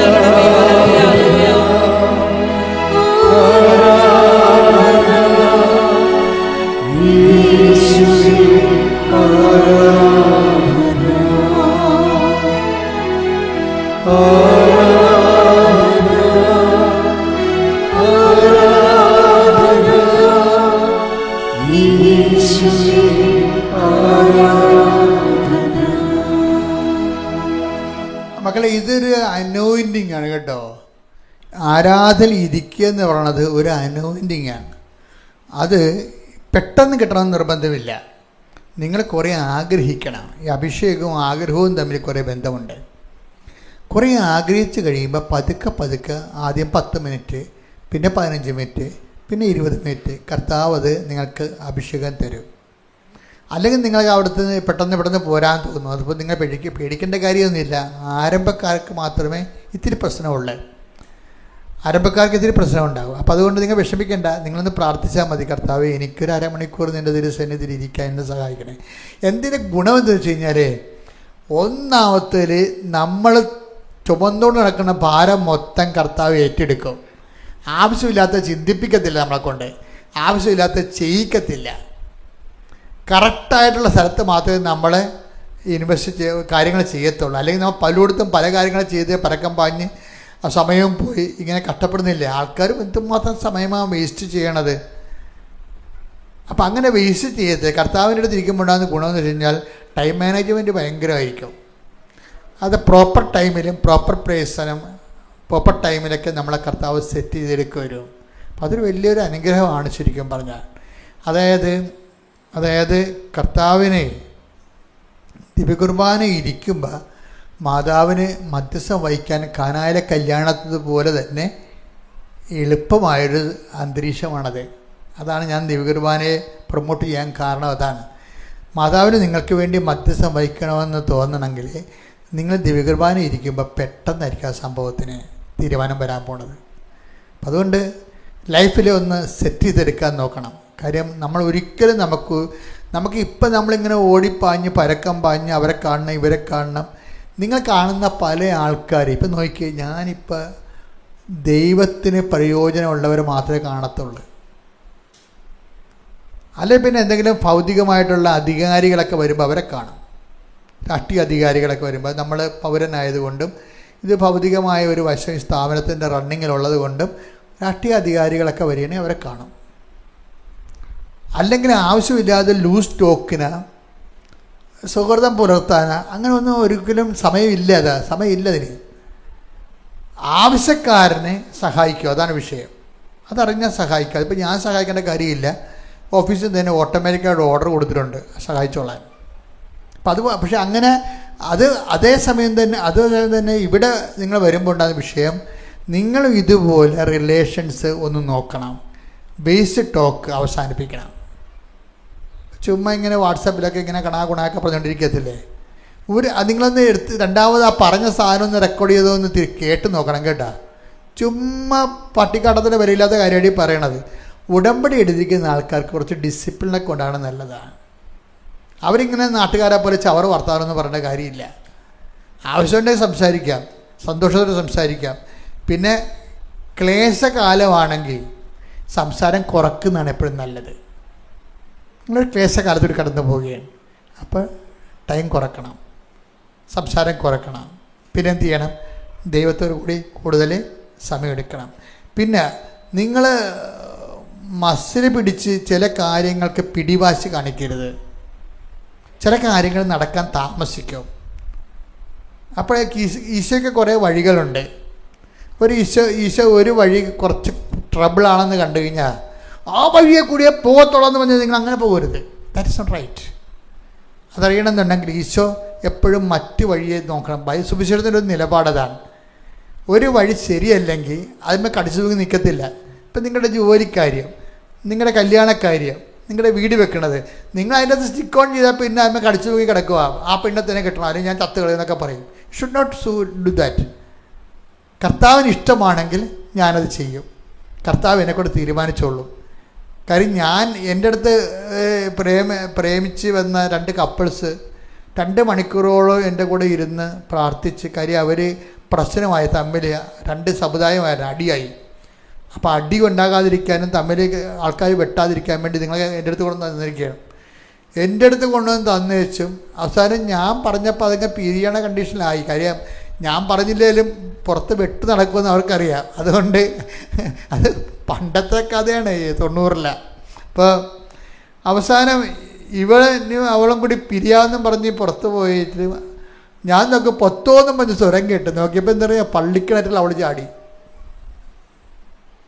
അപ്പം ഞാൻ ചെന്നപ്പോൾ ആൾക്കാരെല്ലാം ഓടിക്കൂടി. അപ്പം ഞാൻ അച്ഛാ വല്ല കാര്യമുണ്ട്, ഇതൊക്കെ പെരുമരണങ്ങൾ എവിടെയെങ്കിലും പോയി ചാകട്ടെ, അച്ഛനും നേരത്തെ ഇടപെടണമെന്ന് ചോദിച്ചു. ഞാൻ പറഞ്ഞു നിങ്ങളുടെ ഇഷ്ടം പോലെ. അതൊക്കെ പോയി കെട്ടി കിണറ്റിച്ചടിയപ്പോൾ ചിത്രം മാറിയല്ല. പെണ്ണുങ്ങൾക്ക് നല്ല ബുദ്ധിയാണേ. കിണറ്റി ചാടിയപ്പോൾ പിക്ചർ മാറി, അച്ഛന്മാർ മെത്രാന്മാർ ബിജോദന്മാർ എല്ലാം മാറി, സംഭവം പിക്ചർ മാറി. അപ്പോൾ ആൾക്കാർ പിന്നെ വെട്ടും കുത്തൊക്കെ നിർത്തി. നമ്മളെന്തിനാണ് വെറുതെ അതിങ്ങളെ ഏറ്റവും വിഷമിക്കണം. അപ്പോൾ അത് കഴിഞ്ഞിട്ട് 3 കൊല്ലം കഴിഞ്ഞ് 3 കൊല്ലം കഴിഞ്ഞപ്പോൾ ഞാൻ അറിഞ്ഞത് അവൻ തൂങ്ങിയെന്ന വീട്ടിൽ ചത്തുപോയി. അവളാണ് ഇപ്പം ചാടാൻ പോയെങ്കിൽ നിങ്ങൾ തമ്മിൽ കെട്ടിവെച്ചും അവൻ തൂങ്ങിപ്പോയി. എൻ്റെ കുടുംബ പ്രശ്നം പറഞ്ഞ അമ്മായിമ്മ പോര് പറഞ്ഞ് ആൾ തൂങ്ങി. നിങ്ങളീ പറയുന്ന ഇങ്ങനെ ഇപ്പം തന്നെ ഇത് കിട്ടിയില്ലേ ചത്ത് കളയെന്ന് പറഞ്ഞ പല കാര്യത്തിൻ്റെ അവസ്ഥ ഇതാണ്. മനസ്സിലായില്ലേ? അതുകൊണ്ട് ഈ വൈകാരിക അടിമത്വം എന്നുള്ള സംഭവമില്ലേ, ഉടമ്പടിക്ക് നിങ്ങൾക്ക് വൈകാരികമായിട്ട് ദൈവത്തോട് മാത്രമേ കടപ്പാടുള്ളൂ. ബാക്കി ഒന്നിനോട് ഒരു ഇമോഷൻ അറ്റാച്ച്മെൻറ്റ് ഉണ്ടാക്കരുത്. നിങ്ങൾ അങ്ങനെ ഇമോഷൻ അറ്റാച്ച്മെൻറ്റ് ഉണ്ടെങ്കിൽ നിങ്ങൾ അമ്മയോട് പറയണം, അമ്മേ എനിക്കിങ്ങനെ ഇമോഷൻ അറ്റാച്ച്മെൻറ്റ്, ഭാവിയിൽ ഇത് ഗുണം ചെയ്യുമോ ദോഷം ചെയ്യുമോ എനിക്കറിയത്തില്ല. അത് പറയണ്ടേ? അത് പറയാനുള്ള ബാധ്യത നിങ്ങൾക്കുണ്ടല്ലോ. ഭാവിയിൽ ഇത് ഗുണം ചെയ്യുമോ ദോഷം ചെയ്യുമോ എന്ന് എനിക്കറിയത്തില്ല. അതൊരു സ്ഥലം മേടിക്കണ കാര്യമായാലും ശരി. നിങ്ങൾ ഈ സ്ഥലം മേടിക്കാൻ പോകുന്നതിൻ്റെ കാര്യം എന്താണ്? ഞാൻ തന്നെ ആൾക്കാർ വരുമ്പോൾ ഞാൻ ചോദിക്കും, ചേച്ചി ഈ സ്ഥലം മേടിക്കുന്ന ഐഡിയ ആരുടേതാണ്? അതെൻ്റെതാണ്. ഞാൻ പറഞ്ഞു, ചേച്ചിക്ക് ഈ ഐഡിയ വരാൻ കാര്യം എന്താണ്? അല്ലെങ്കിൽ അവളെടുക്കുമെന്ന് അപ്പുറത്തുള്ളൂ. അതാണ് പ്രശ്നം. വല്ല കാര്യമുണ്ടാ? അയൽവാസികൾ ആ സ്ഥലം എടുക്കുന്നേ. അത് ഇവരുണ്ടാക്കി മറ്റേ ഭർത്താവിനെ പറഞ്ഞ് ചാട്ട കയറ്റി, അത് മാതാവിനെ പറഞ്ഞ് ചാട്ട കയറ്റാൻ വേണ്ടി എൻ്റെ അടുത്ത് വന്നിരിക്കുക. അത് ഈ വിഷയമൊന്നും വർക്കൗട്ട് ചെയ്യത്തില്ല. കാര്യം വെച്ച് കഴിഞ്ഞാൽ നിങ്ങൾ ഈ ഡെഡ് മണി ആയിട്ട് കൊണ്ടുപോയി ആ പൈസ കുത്തിയിട്ട് കഴിഞ്ഞാൽ നാളെ നിങ്ങൾക്കൊരു കിഡ്നി രോഗം വന്നാൽ ആര് കാശെടുത്ത് മുടക്കും? തീർന്നില്ല പരിപാടി. ഈ സ്ഥലം വിൽക്കാതെ നടന്നു കഴിഞ്ഞാൽ, നിങ്ങൾക്ക് ആവശ്യമില്ലാത്ത സ്ഥലം വിൽക്കാൻ നടന്നു കഴിഞ്ഞാൽ നിങ്ങൾക്ക് പണം ആവശ്യമുണ്ടെങ്കിൽ ആരൊക്കെ വില തരുക? അപ്പോൾ ഇത് പല കുടുംബങ്ങളും നശിപ്പിച്ചിരിക്കുന്ന പെണ്ണുങ്ങളുടെ ഈ അതിബുദ്ധിയും ഇമോഷനും അത് ആണുങ്ങളുടെ ബോധമില്ലായ്മയുമാണ്. അതുകൊണ്ടാണ് ഞാൻ നിങ്ങളോട് പറയുന്നത്, ഇത് സെറ്റ് ചെയ്യണം, ദൈവമായിട്ട് സെറ്റ് ചെയ്യണം. ഒരു വിഷയം ദൈവഹിതമല്ലെങ്കിൽ അത് മുന്നോട്ട് പോകാതിരിക്കാനുള്ള വൈകാരിക സ്വാതന്ത്ര്യം വേണം. പല ആൾക്കാർക്ക് ഉടമ്പടി പരാജയപ്പെടുന്നതിൻ്റെ കാര്യം വൈകാരിക സ്വാതന്ത്ര്യത്തിന് നഷ്ടപ്പെടുന്നതുകൊണ്ടാണ്. വൈകാരിക അടിമത്വമാണ് ആൾക്കാർക്ക്. അത് കാരണം അവർ പിടിച്ച പിടിവാലെ മർക്കട മുട്ടി പോലെ പിടിച്ചു നിൽക്കും. അത് നടന്നില്ലെങ്കിൽ വേറെ എന്ത് ദൈവം ചെയ്താലും അവർക്ക് മോന്ത തെളിയത്തില്ല. ഇതൊരു ഭയങ്കര കഷ്ടമായ ഒരു അവസ്ഥയാണ്. അവരിങ്ങനെ ദൈവം ചെയ്യാതെ ബാക്കി ഉടമ്പടിയിൽ 5 കാര്യം ചെയ്തു തന്നാലും നിങ്ങളുടെ മോന്ത തെളിയത്തില്ല. ഇതിന് ഒരു മരുന്നൊന്നുമില്ല. ആകപ്പെടെയുള്ള മരുന്ന് നമ്മളെ ഡ്രൈക്കാണ വല്ലതും കഴിച്ച് ഉളമ്പരെ കൊണ്ട് അഡ്മിറ്റ് ചെയ്യാനേ പറ്റത്തുള്ളൂ. അപ്പം ഈ ഭ്രാന്തൊക്കെ അവസാനിപ്പിക്കുക. മറിച്ച് നമ്മൾ ഉടമ്പടി ചെയ്യുമ്പോൾ ദൈവത്തിരുസ്ഥനെതിരെ ഏൽപ്പിക്കുക. എന്നിട്ട് മാത്രം പറഞ്ഞാൽ എനിക്ക് ഭയങ്കര വികാരപ്പിടുത്തമാണ് ഈ സാധനത്തിന് നടത്തണമെന്നുള്ളത്. ഇത് കിട്ടിയില്ലെങ്കിൽ എനിക്ക് ജീവിക്കാൻ പറ്റാത്ത രീതിയിലുള്ള മാനസികാവസ്ഥ, എനിക്ക് ഭ്രാന്ത് പിടിക്കണ പോലെ തോന്നണം, എന്നെ സഹായിക്കണം. എന്നിട്ട് എന്ത് ചെയ്യണം? ആ ഉടമ്പടി തൈലം എടുത്ത് നെറ്റിക്ക് പൂശണം. ഈ റോജൻ്റെ തന്നെ ഒരു സാക്ഷ്യമുണ്ട്. റോജിന് മൂത്രത്തിലുള്ള ബ്ലഡ് പോണം. അപ്പോൾ ഇതിങ്ങനെ ഗുരുതരമായ രീതിയിൽ പോകുന്ന കണ്ടപ്പോൾ ഒരു യൂറോളജിസ്റ്റിനെ പോയി കണ്ട്. അപ്പോൾ അദ്ദേഹം ഈ ആന്തരിക അവയവങ്ങളെല്ലാം ടെസ്റ്റ് ചെയ്ത് സ്കാൻ ചെയ്ത് എടുത്ത് ആന്തരിക അവയവങ്ങളെല്ലാം ഓക്കെയാണ്, നിങ്ങൾക്ക് കുഴപ്പങ്ങളൊന്നുമില്ല. അപ്പോൾ റോജൻ ഡോക്ടറിനോട് ചോദിച്ചു, അയാളെ അങ്ങനെ യൂറോളജി MD അല്ലേ, ഡോക്ടറിനോട് ചോദിച്ചു, ഡോക്ടറെ പിന്നെ എങ്ങനെയാണ് ഇപ്പോഴും ബ്ലഡ് പോകണ്ടല്ല? ആന്തരിക അവയവങ്ങൾക്കൊന്നും കുഴപ്പമില്ല, ടെസ്റ്റ് എല്ലാം ചെയ്ത്, പക്ഷേ ഇപ്പോഴും ബ്ലഡ് പോകണ്ടല്ല. അപ്പോൾ ഡോക്ടർ പറയുന്നത് അത് വൈദ്യശാസ്ത്രത്തിൻ്റെ പരാജയമാണ്. അങ്ങനെ റോജൻ്റെ സാക്ഷ്യത്തിലുണ്ടത്, നോക്കിയാൽ മതി. അത് ചില കാര്യങ്ങൾ വൈദ്യശാസ്ത്രത്തിനും അറിയത്തില്ലെന്നാണ്. ആന്തരിക അവയവങ്ങളെല്ലാം ഓക്കെയാണ്, ബ്ലഡിലൂടെ യൂറിൻ പോണ്, അവസാനം യൂറിൻ ഇല്ല, ഇപ്പം ബ്ലഡ് മാത്രം പോയിക്കൊണ്ടിരിക്കുകയാണ്. ആളുടെ ലൈഫ് തന്നെ ഉണങ്ങി ഇങ്ങനെ വരികയാണ്. അപ്പോൾ എന്ത് ചെയ്യും? ഡോക്ടർ ഇത് പറഞ്ഞപ്പോൾ പുള്ളിക്ക് ഷോക്കായിപ്പോയി. കാര്യം വൈദ്യശാസ്ത്രം ഇങ്ങനെ ചില സമയത്ത് പരാജയപ്പെടുമെന്ന് പറഞ്ഞപ്പോൾ ഇവന് ഷോക്കായി. അപ്പം പുള്ളിക്ക് അപ്പോഴാണ് അമ്മയെക്കുറിച്ച് ഓർത്തത്. ഇവൻ വീട്ടിൽ വന്ന് വെച്ച് റോജൻ വീട്ടിൽ വന്നിട്ട് ഉടമ്പടി തൈലെടുത്ത് വിശ്വപ്രമാണം ചൊല്ലി അടിപറ്റി മൊത്തം തേച്ച്. ആ സെക്കൻഡിന് സംഭവം നിന്ന്. പിന്നെ 3 കൊല്ലമായിട്ട് സംഭവം ഇല്ല. അതാണ് വിഷയം എന്ന് പറയണത്. അപ്പം ചില ആൾക്കാരെ നിങ്ങൾക്കിത്തിരി എന്തെങ്കിലും തരത്തിൽ വൈകാരികമായിട്ടുള്ള ഭ്രാന്ത് കയറി നിങ്ങൾ ഒരു കാര്യത്തിൽ സ്റ്റിക്കൗട്ട് ചെയ്തെങ്കിൽ ഉടമ്പടി തൈലം എടുത്ത് നെഞ്ചത്ത് വിശ്വപ്രമാണം ചെയ്ത് കുറിച്ചിടണം. അപ്പോൾ എന്താണ്? ദൈവം ആ വിഷയം ഏറ്റെടുക്കും. അല്ലെന്നുണ്ടെങ്കിൽ മക്കൾ ഭ്രാന്ത് പിടിച്ച് നടക്കും. ഇത് കിട്ടിയില്ലെങ്കിൽ പിന്നെ നിങ്ങൾക്കുള്ള കുഴപ്പം വെച്ചാൽ നിങ്ങൾക്ക് ഇങ്ങനെ ഒരു വിഷയത്തെ ഭ്രാന്തായി കഴിഞ്ഞാൽ അത് കിട്ടിയില്ലെങ്കിൽ പിന്നെ നിങ്ങൾക്ക് എന്ത് തന്നാൽ ദൈവം തന്നാലും നിങ്ങൾക്ക് ഏക്കത്തില്ല. കാര്യം എന്താണ്? ഇത് വട്ട് തന്നെയാണ് ശരിക്കും പറഞ്ഞാൽ. വട്ടിൻ്റെ തന്നെ വേറൊരു വകഭേദം എന്ന് പറയാൻ പറ്റും. ദൈവം 5 കാര്യങ്ങൾ കൊടുത്തു, പക്ഷേ അവൻ പറഞ്ഞ ആ കാര്യം മാത്രം കൊടുത്തില്ല. അതെന്തെങ്കിലും കുഴപ്പങ്ങളുണ്ടാകുന്ന ആൾ, അതുകൊണ്ടായിരിക്കും. പക്ഷെ ആ ദൈവം ഇവളെ മുഖത്ത് തെളിയത്തില്ല. ഇവർക്ക് സന്തോഷമില്ല ശരിക്കും പറഞ്ഞാൽ. ഇന്ന് പ്രാർത്ഥിക്കുക, കർത്താവായ ദൈവമേ, സന്തോഷത്തോടെ വൈകാരിക സ്വാതന്ത്ര്യത്തോടെ ഉടമ്പടി ജീവിക്കുവാൻ എൻ്റെ വൈകാരിക മണ്ഡലങ്ങളെയും എൻ്റെ ചിന്തകളെ അടിമപ്പെടുത്തുന്ന ഭൗതിക ആകർഷണങ്ങളെയും എൻ്റെ വിശുദ്ധ രക്തത്താൽ തളിക്കണമേ. എനിക്ക് വിടുതൽ നൽകണമേ. ശ്രദ്ധിക്കട്ടെ. ഹല്ലേലൂയ.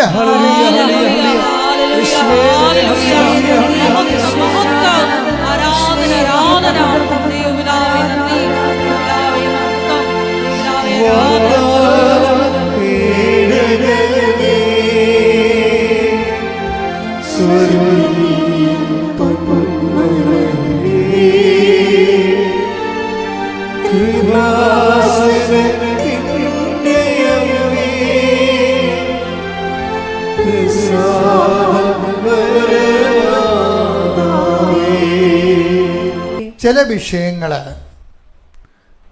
നമ്മൾ തീരുമാനിക്കുമ്പോൾ സ്വാഭാവികമായിട്ടും കുറച്ച് സമയം അനുവദിക്കണം. ചില വിഷയങ്ങൾക്ക് നമ്മൾ കുറേ പ്രാർത്ഥിച്ചിട്ടും ചില വിഷയങ്ങൾക്ക് ഒരു നീക്കുപോക്കും ഇല്ലെന്ന് വിചാരിച്ചു. അപ്പോൾ എന്ത് ചെയ്യണം? നിങ്ങൾ ആ സ്റ്റാറ്റസ് കോ മെയിൻറ്റെയിൻ ചെയ്തിട്ട് ആ വിഷയത്തിൽ ഒരു പ്രൊസീജിയറില്ല, മുന്നോട്ട് പോകാൻ പറ്റണില്ല. നിങ്ങൾ എന്ത് ചെയ്യണം? ആ നില തുടരണം. ആ സമയത്ത് മുന്നോട്ട് പോകാൻ വേണ്ടി ആഞ്ഞ് ആക്രാന്തം കാണിക്കരുത്. അയ്യോ നടക്കണില്ലല്ല, എന്തുമാത്രം പ്രാർത്ഥിച്ച് പച്ചത്തിരുതീർന്ന് നീലത്തിരുതീർന്ന് പത്തെണ്ണം കത്തിച്ചെന്നൊക്കെ പറഞ്ഞുകൊണ്ട് ചില വലിച്ചാഴികൾ ഇങ്ങനെ കാരക്കൂപ്പി നടക്കണില്ലേ? You should not do it. കാര്യം ഒരു കാര്യങ്ങൾ നടക്കണില്ല എന്നുണ്ടെങ്കിൽ ഉടമ്പടി നടക്കാതിരിക്കേണ്ട ഒരു കാര്യമില്ല. അപ്പം നിന്നെ നടന്നാൽ നിനക്കെന്തോ ഭാവിയിൽ അപാതാളങ്ങൾ ഉണ്ടാകാൻ പോകുന്നു. ദൈവം അത് അറസ്റ്റ് ചെയ്തിരിക്കണം. അതുകൊണ്ട് അതിനെ ഒരു സ്റ്റാറ്റസ് കോയിൽ നടത്തണം. എന്ന് വെച്ച് കഴിഞ്ഞാൽ ദൈവം ആഗ്രഹിക്കുമ്പോൾ ദൈവത്തിന് ഇഷ്ടമാണെങ്കിൽ നടക്കട്ടെ, അതുവരെ ഞാൻ ദൈവിക വേലയിൽ തങ്ങി നിൽക്കും. തങ്ങി നിൽക്കുമെന്ന് പറയണത്, തങ്ങി എന്നുള്ളൊരു ഭയങ്കര വാക്ക് ബൈബിളിലുണ്ട്.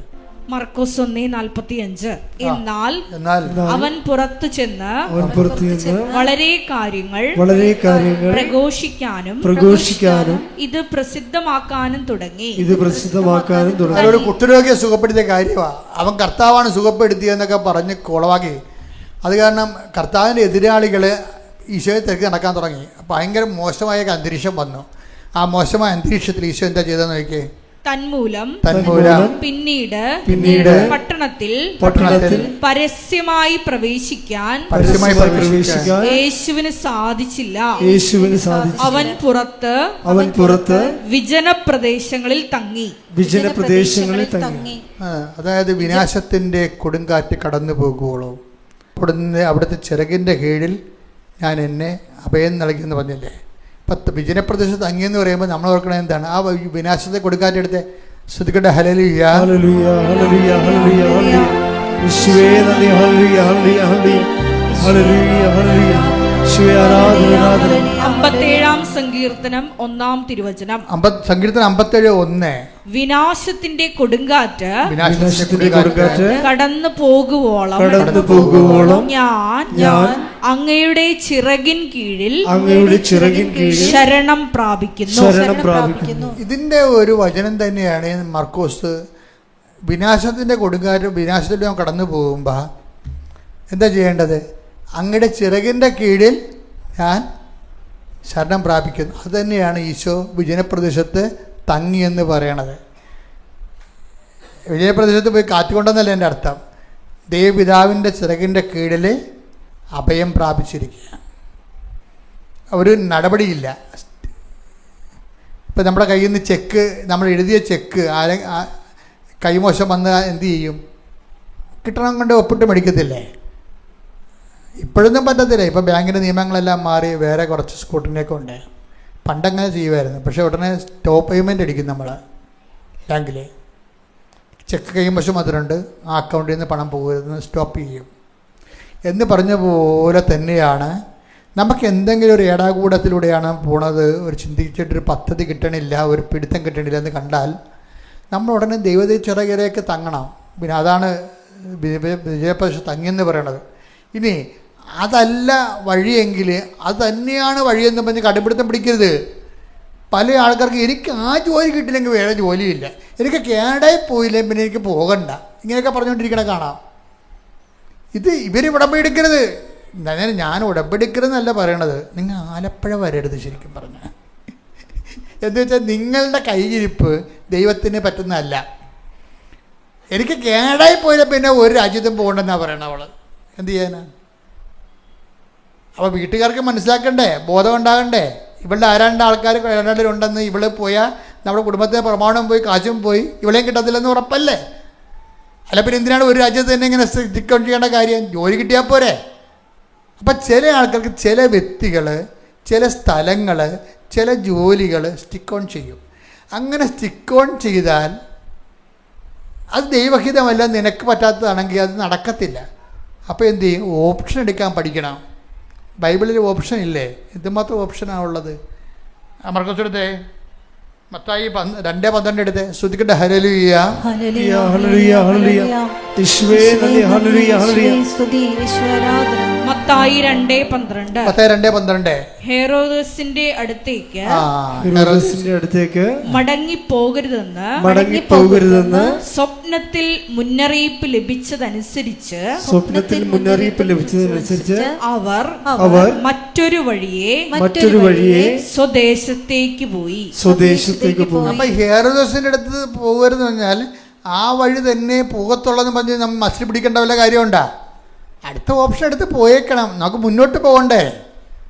അല്ലെങ്കിൽ ആ ജോലി തന്നെ, ആ വീട് തന്നെ, ആ സ്ത്രീ തന്നെ, ആ കുട്ടി തന്നെ, അല്ലെങ്കിൽ ആ ചെറുക്കൻ തന്നെ എന്ന് പറഞ്ഞുകൊണ്ട് നമ്മൾ സ്റ്റിക്ക് ഓൺ ചെയ്യരുത്. കുറേ നാളായിട്ടും ഈ വിഷയത്തിൽ കുടുങ്ങിക്കിടക്കണമെങ്കിൽ നിങ്ങൾ വേറെ ഓപ്ഷൻ എടുത്ത് പോകണം.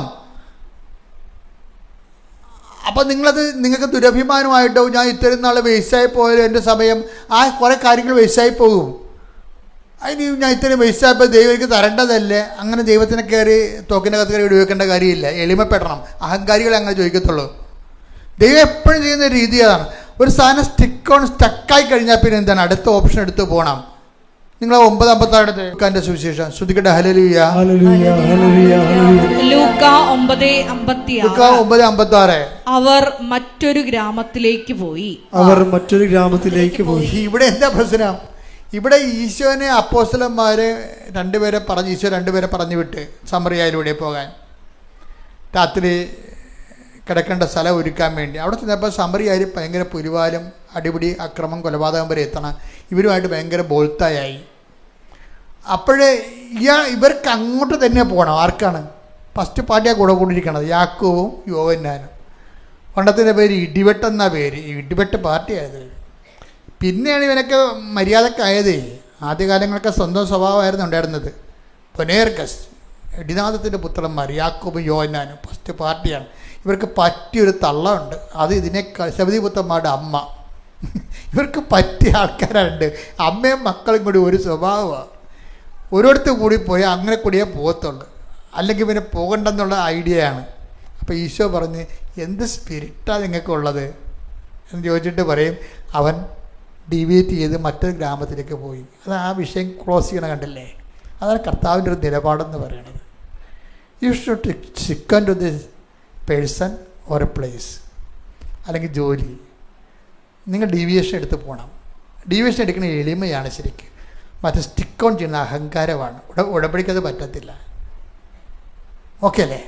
Thank you. സ്തുതിച്ചു പ്രാർത്ഥിക്കാം. ഹല്ലേലൂയ ഹല്ലേലൂയ. നാളിതുവരെ ഞങ്ങൾക്ക് ലഭിച്ച എല്ലാ കൃപകൾക്കും അനുഗ്രഹങ്ങൾക്കും നന്ദി പറയുന്നു. ഹല്ലേലൂയ ഹല്ലേലൂയ. മഹത്വം മഹത്വം. ആരാധന ആരാധന. പിതാവേ നന്ദി, പിതാവേ മഹത്വം, പിതാവേ ആരാധന.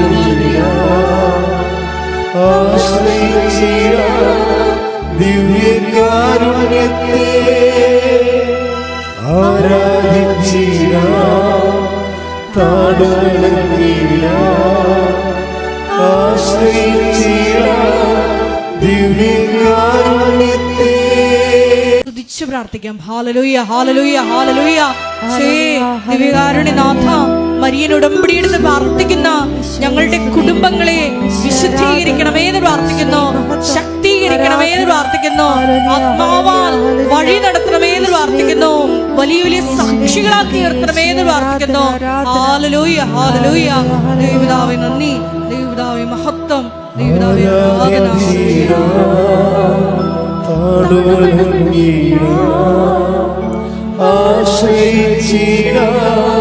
ദിവ്യകാരുണ്യത്തെ ആരാധിച്ചിടാം, താഴ്വണങ്ങിടാം, ആശ്രയിച്ചിടാം ദിവ്യകാരുണ്യത്തെ. സ്തുതിച്ച് പ്രാർത്ഥിക്കാം. ഹല്ലേലൂയ, ഹല്ലേലൂയ, ഹല്ലേലൂയ, ഹല്ലേലൂയ.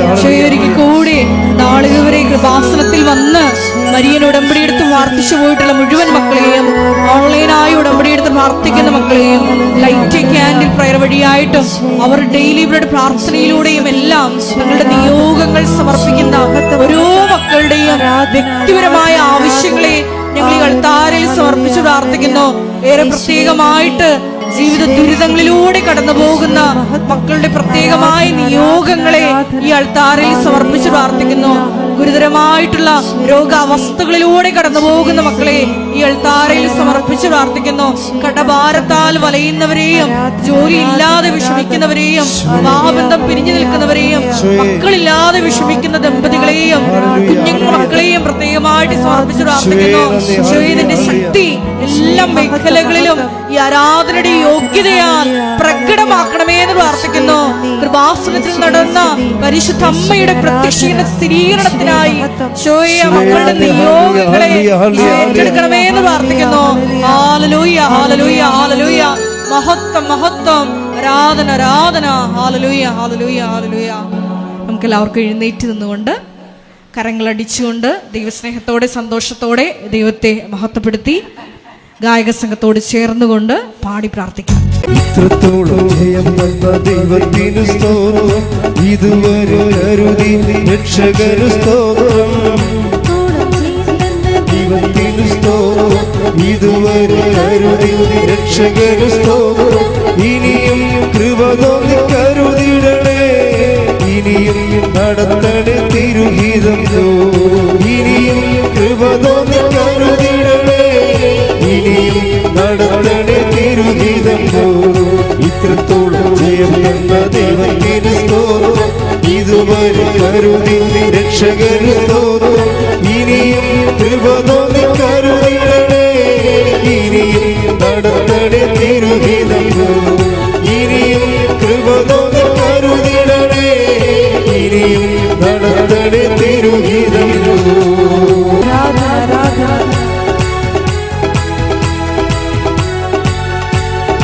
ഇന്നതല്ലതാ ദൈവം നമ്മെ നിർത്തിയതാ, നേടിയതല്ല ദൈവമെല്ലാം തന്നതല്ലേ.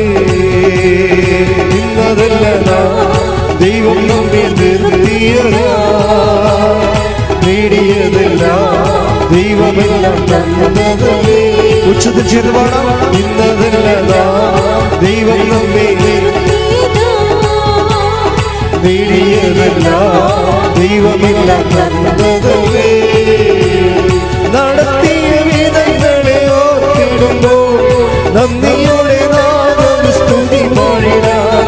നടത്തിയ വിധങ്ങളെ ഓർത്തിടുമ്പോൾ നന്ദിയോടെ നാദം സ്തുതി. കൈകൾ ഉയർത്തി. ഇത്രത്തോളം ജയം തന്ന ദൈവത്തിനു സ്തോത്രം, ഇതുവരെ കരുതി രക്ഷകനു സ്തോത്രം. ഇത്രത്തോളം ജയം തന്ന ദൈവത്തിനു സ്തോത്രം, ഇതുവരെ കരുതി രക്ഷകനു സ്തോത്രം. ഇനിയും കൃപ തോന്നി കരുതിടണേ, ഇനിയും നടത്തണേ തിരുഹിതം. ഇനിയും കൃപ തോന്നി കരുതിടണേ, ഇനിയും നടത്തണേ തിരുഹിതം. ഹല്ലേലൂയ, കൃപാസനത്തിന്റെ എല്ലാ നിർമ്മാണ പ്രവർത്തനങ്ങളെയും പ്രത്യേകമായിട്ട് സമർപ്പിച്ചു പ്രാർത്ഥിക്കുന്നു. സമയബന്ധിതമായി എല്ലാം പൂർത്തീകരിക്കുവാനുള്ള വലിയ കൃപയ്ക്ക് വേണ്ടി പ്രാർത്ഥിക്കുന്നു. കൃപാസനത്തിന്റെ സാമൂഹിക, സാംസ്കാരിക, പ്രത്യേകമായിട്ട് സമർപ്പിച്ചു പ്രാർത്ഥിക്കുന്നു. എല്ലാ മേഖലകളിലും പരിശുദ്ധ അമ്മയുടെ ഇടപെടൽ ഉണ്ടാകുവാനുള്ള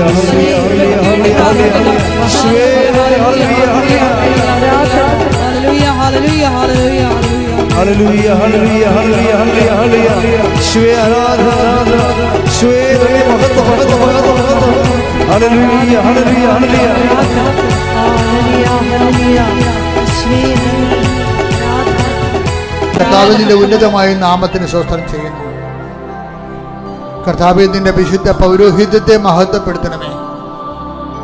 കർത്താവേ, സഭയിലുള്ള സാന്നിധ്യം ദൃഢമാക്കണമേ. 40 വർഷം ഞാൻ അർപ്പിച്ച കൃപയുടെ യോഗ്യതയാണ്. കൃപാസനം അൾത്താരെ ജീവനോടെ പ്രത്യക്ഷപ്പെട്ട പരിശുദ്ധ അമ്മയുടെ മധ്യസ്ഥതയിലെ ഞാൻ എല്ലാ മക്കൾക്കും വേണ്ടി മധ്യസ്ഥം പ്രാർത്ഥിക്കുന്നു. കർത്താവേ, ഇവിടെ തീർത്ഥാടനത്തെ പ്രാർത്ഥിക്കുന്നവര്, ഓൺലൈനിൽ ഉടമ്പടിയില് വിദൂരങ്ങളിൽ പ്രാർത്ഥിക്കുന്നവരും, കർത്താവിൻ്റെ വിശുദ്ധമായ തിരുമുറവാർന്ന വലതുകരം അവരുടെ ശിരസിലേക്ക് പതിക്കട്ടെ എന്ന് പ്രാർത്ഥിക്കുന്നു. ഉച്ചമുതൽ ഉള്ളങ്കാല് വരെ കർത്താവിൻ്റെ രക്തം പടരട്ടെ. ആന്തരിക അവയവങ്ങള്, ശാരീരിക കോശങ്ങള്, രോഗാതുരമായ എല്ലാ ഇടങ്ങളും കർത്താവിൻ്റെ നാമത്തിൽ സ്പർശിക്കട്ടെ. I command you in the name of Jesus Christ. കർത്താവേ, നിന്റെ കൃപയാൽ നിന്റെ വിശുദ്ധ പൗരോഹിത്യത്തെ മഹത്വപ്പെടുത്തണമേ. കർത്താവേ, സഭയിലുള്ള സാന്നിധ്യം പ്രകടമാക്കണമേ. കർത്താവേ, ഓരോരോ കാര്യങ്ങൾക്ക് വേദന കൊള്ളുന്നവരെ, വേദനപ്പെടുന്നവരെ, സങ്കടപ്പെടുന്നവരെ, ജീവിത ദുരിതങ്ങളിൽ പ്രയാസപ്പെടുന്നവരെ, കർത്താവേ, അവിടെ സങ്കടങ്ങളിൽ നീ ഏറ്റെടുക്കണമെന്ന് പ്രാർത്ഥിക്കുന്നു. ഈ പ്രാർത്ഥന കൂടുന്നവരെ, ഈ ധ്യാനം കൂടുന്നവരിലെ കർത്താവിൻ്റെ കരുണ ചൊരിയട്ടെ. കർത്താവേ, ഈ ആഴ്ചയിൽ ഓരോരോ ഇടങ്ങളിൽ ഇൻ്റർവ്യൂവിന് പോകുന്നവരെ, ടെസ്റ്റിന് പോകുന്നവരെ, ജോലിക്ക് പോകുന്നവരെ, പുതിയ പഠനങ്ങളിലേക്ക് പോകുന്നവർ, പുതിയ കോഴ്സ് എടുക്കുന്നവർ, അവർക്കുണ്ടാകുന്ന ഇൻ്റർവ്യൂ, അവർക്കുണ്ടാകുന്ന എല്ലാ ക്ലേശങ്ങളും കർത്താവ്, ഈ ആഴ്ചയിൽ ഇൻ്റർവ്യൂവിനും ടെസ്റ്റിനും പോകുന്നവരെ, സ്ഥലസംബന്ധമായ കാര്യങ്ങൾക്ക് വേണ്ടി പോകുന്നവര്, കർത്താവ്, ഈ ആഴ്ചയിൽ വിവാഹ സംബന്ധമായ വിഷയങ്ങൾ അന്വേഷിക്കാൻ വേണ്ടി പോകുന്നവര്, കർത്താവ്, ഐക്യപ്പെട്ട് ജീവിക്കാൻ വേണ്ടി ആഗ്രഹിക്കുന്ന മാതാപിതാക്കന്മാരെ, ഭാര്യാഭർത്താക്കന്മാരെ ആശീർവദിക്കുന്നു. മക്കളില്ലാത്തവര്, ഭവനമില്ലാത്തവര്, വീടില്ലാത്തവര്, സ്ഥലമില്ലാത്തവര്, സമാധാനം ഇല്ലാത്തവര്, ദൈവമേ, കേസ് അകപ്പെട്ടിരിക്കുന്നവര്, ദൈവനാമത്തിൽ നീ യേശുനാമത്തിൽ വീണ്ടെടുക്കപ്പെടട്ടെ. ശ്രുതിക്കട്ടെ. ഹല്ലേലൂയ, ഹല്ലേലൂയ, ഹല്ലേലൂയ, ഹല്ലേലൂയ. മഹത്വം ദൈവമേ, നന്ദി ദൈവമേ, മഹത്വം ദൈവമേ, ആരാധന. ഹല്ലേലൂയ,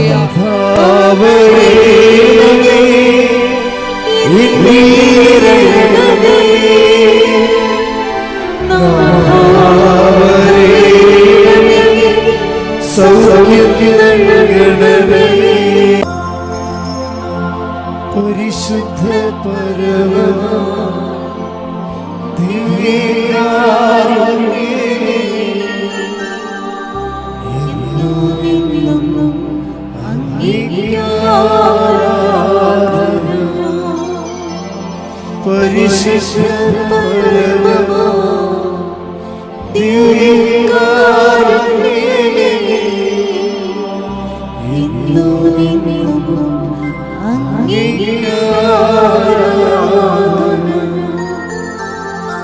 പരിശുദ്ധ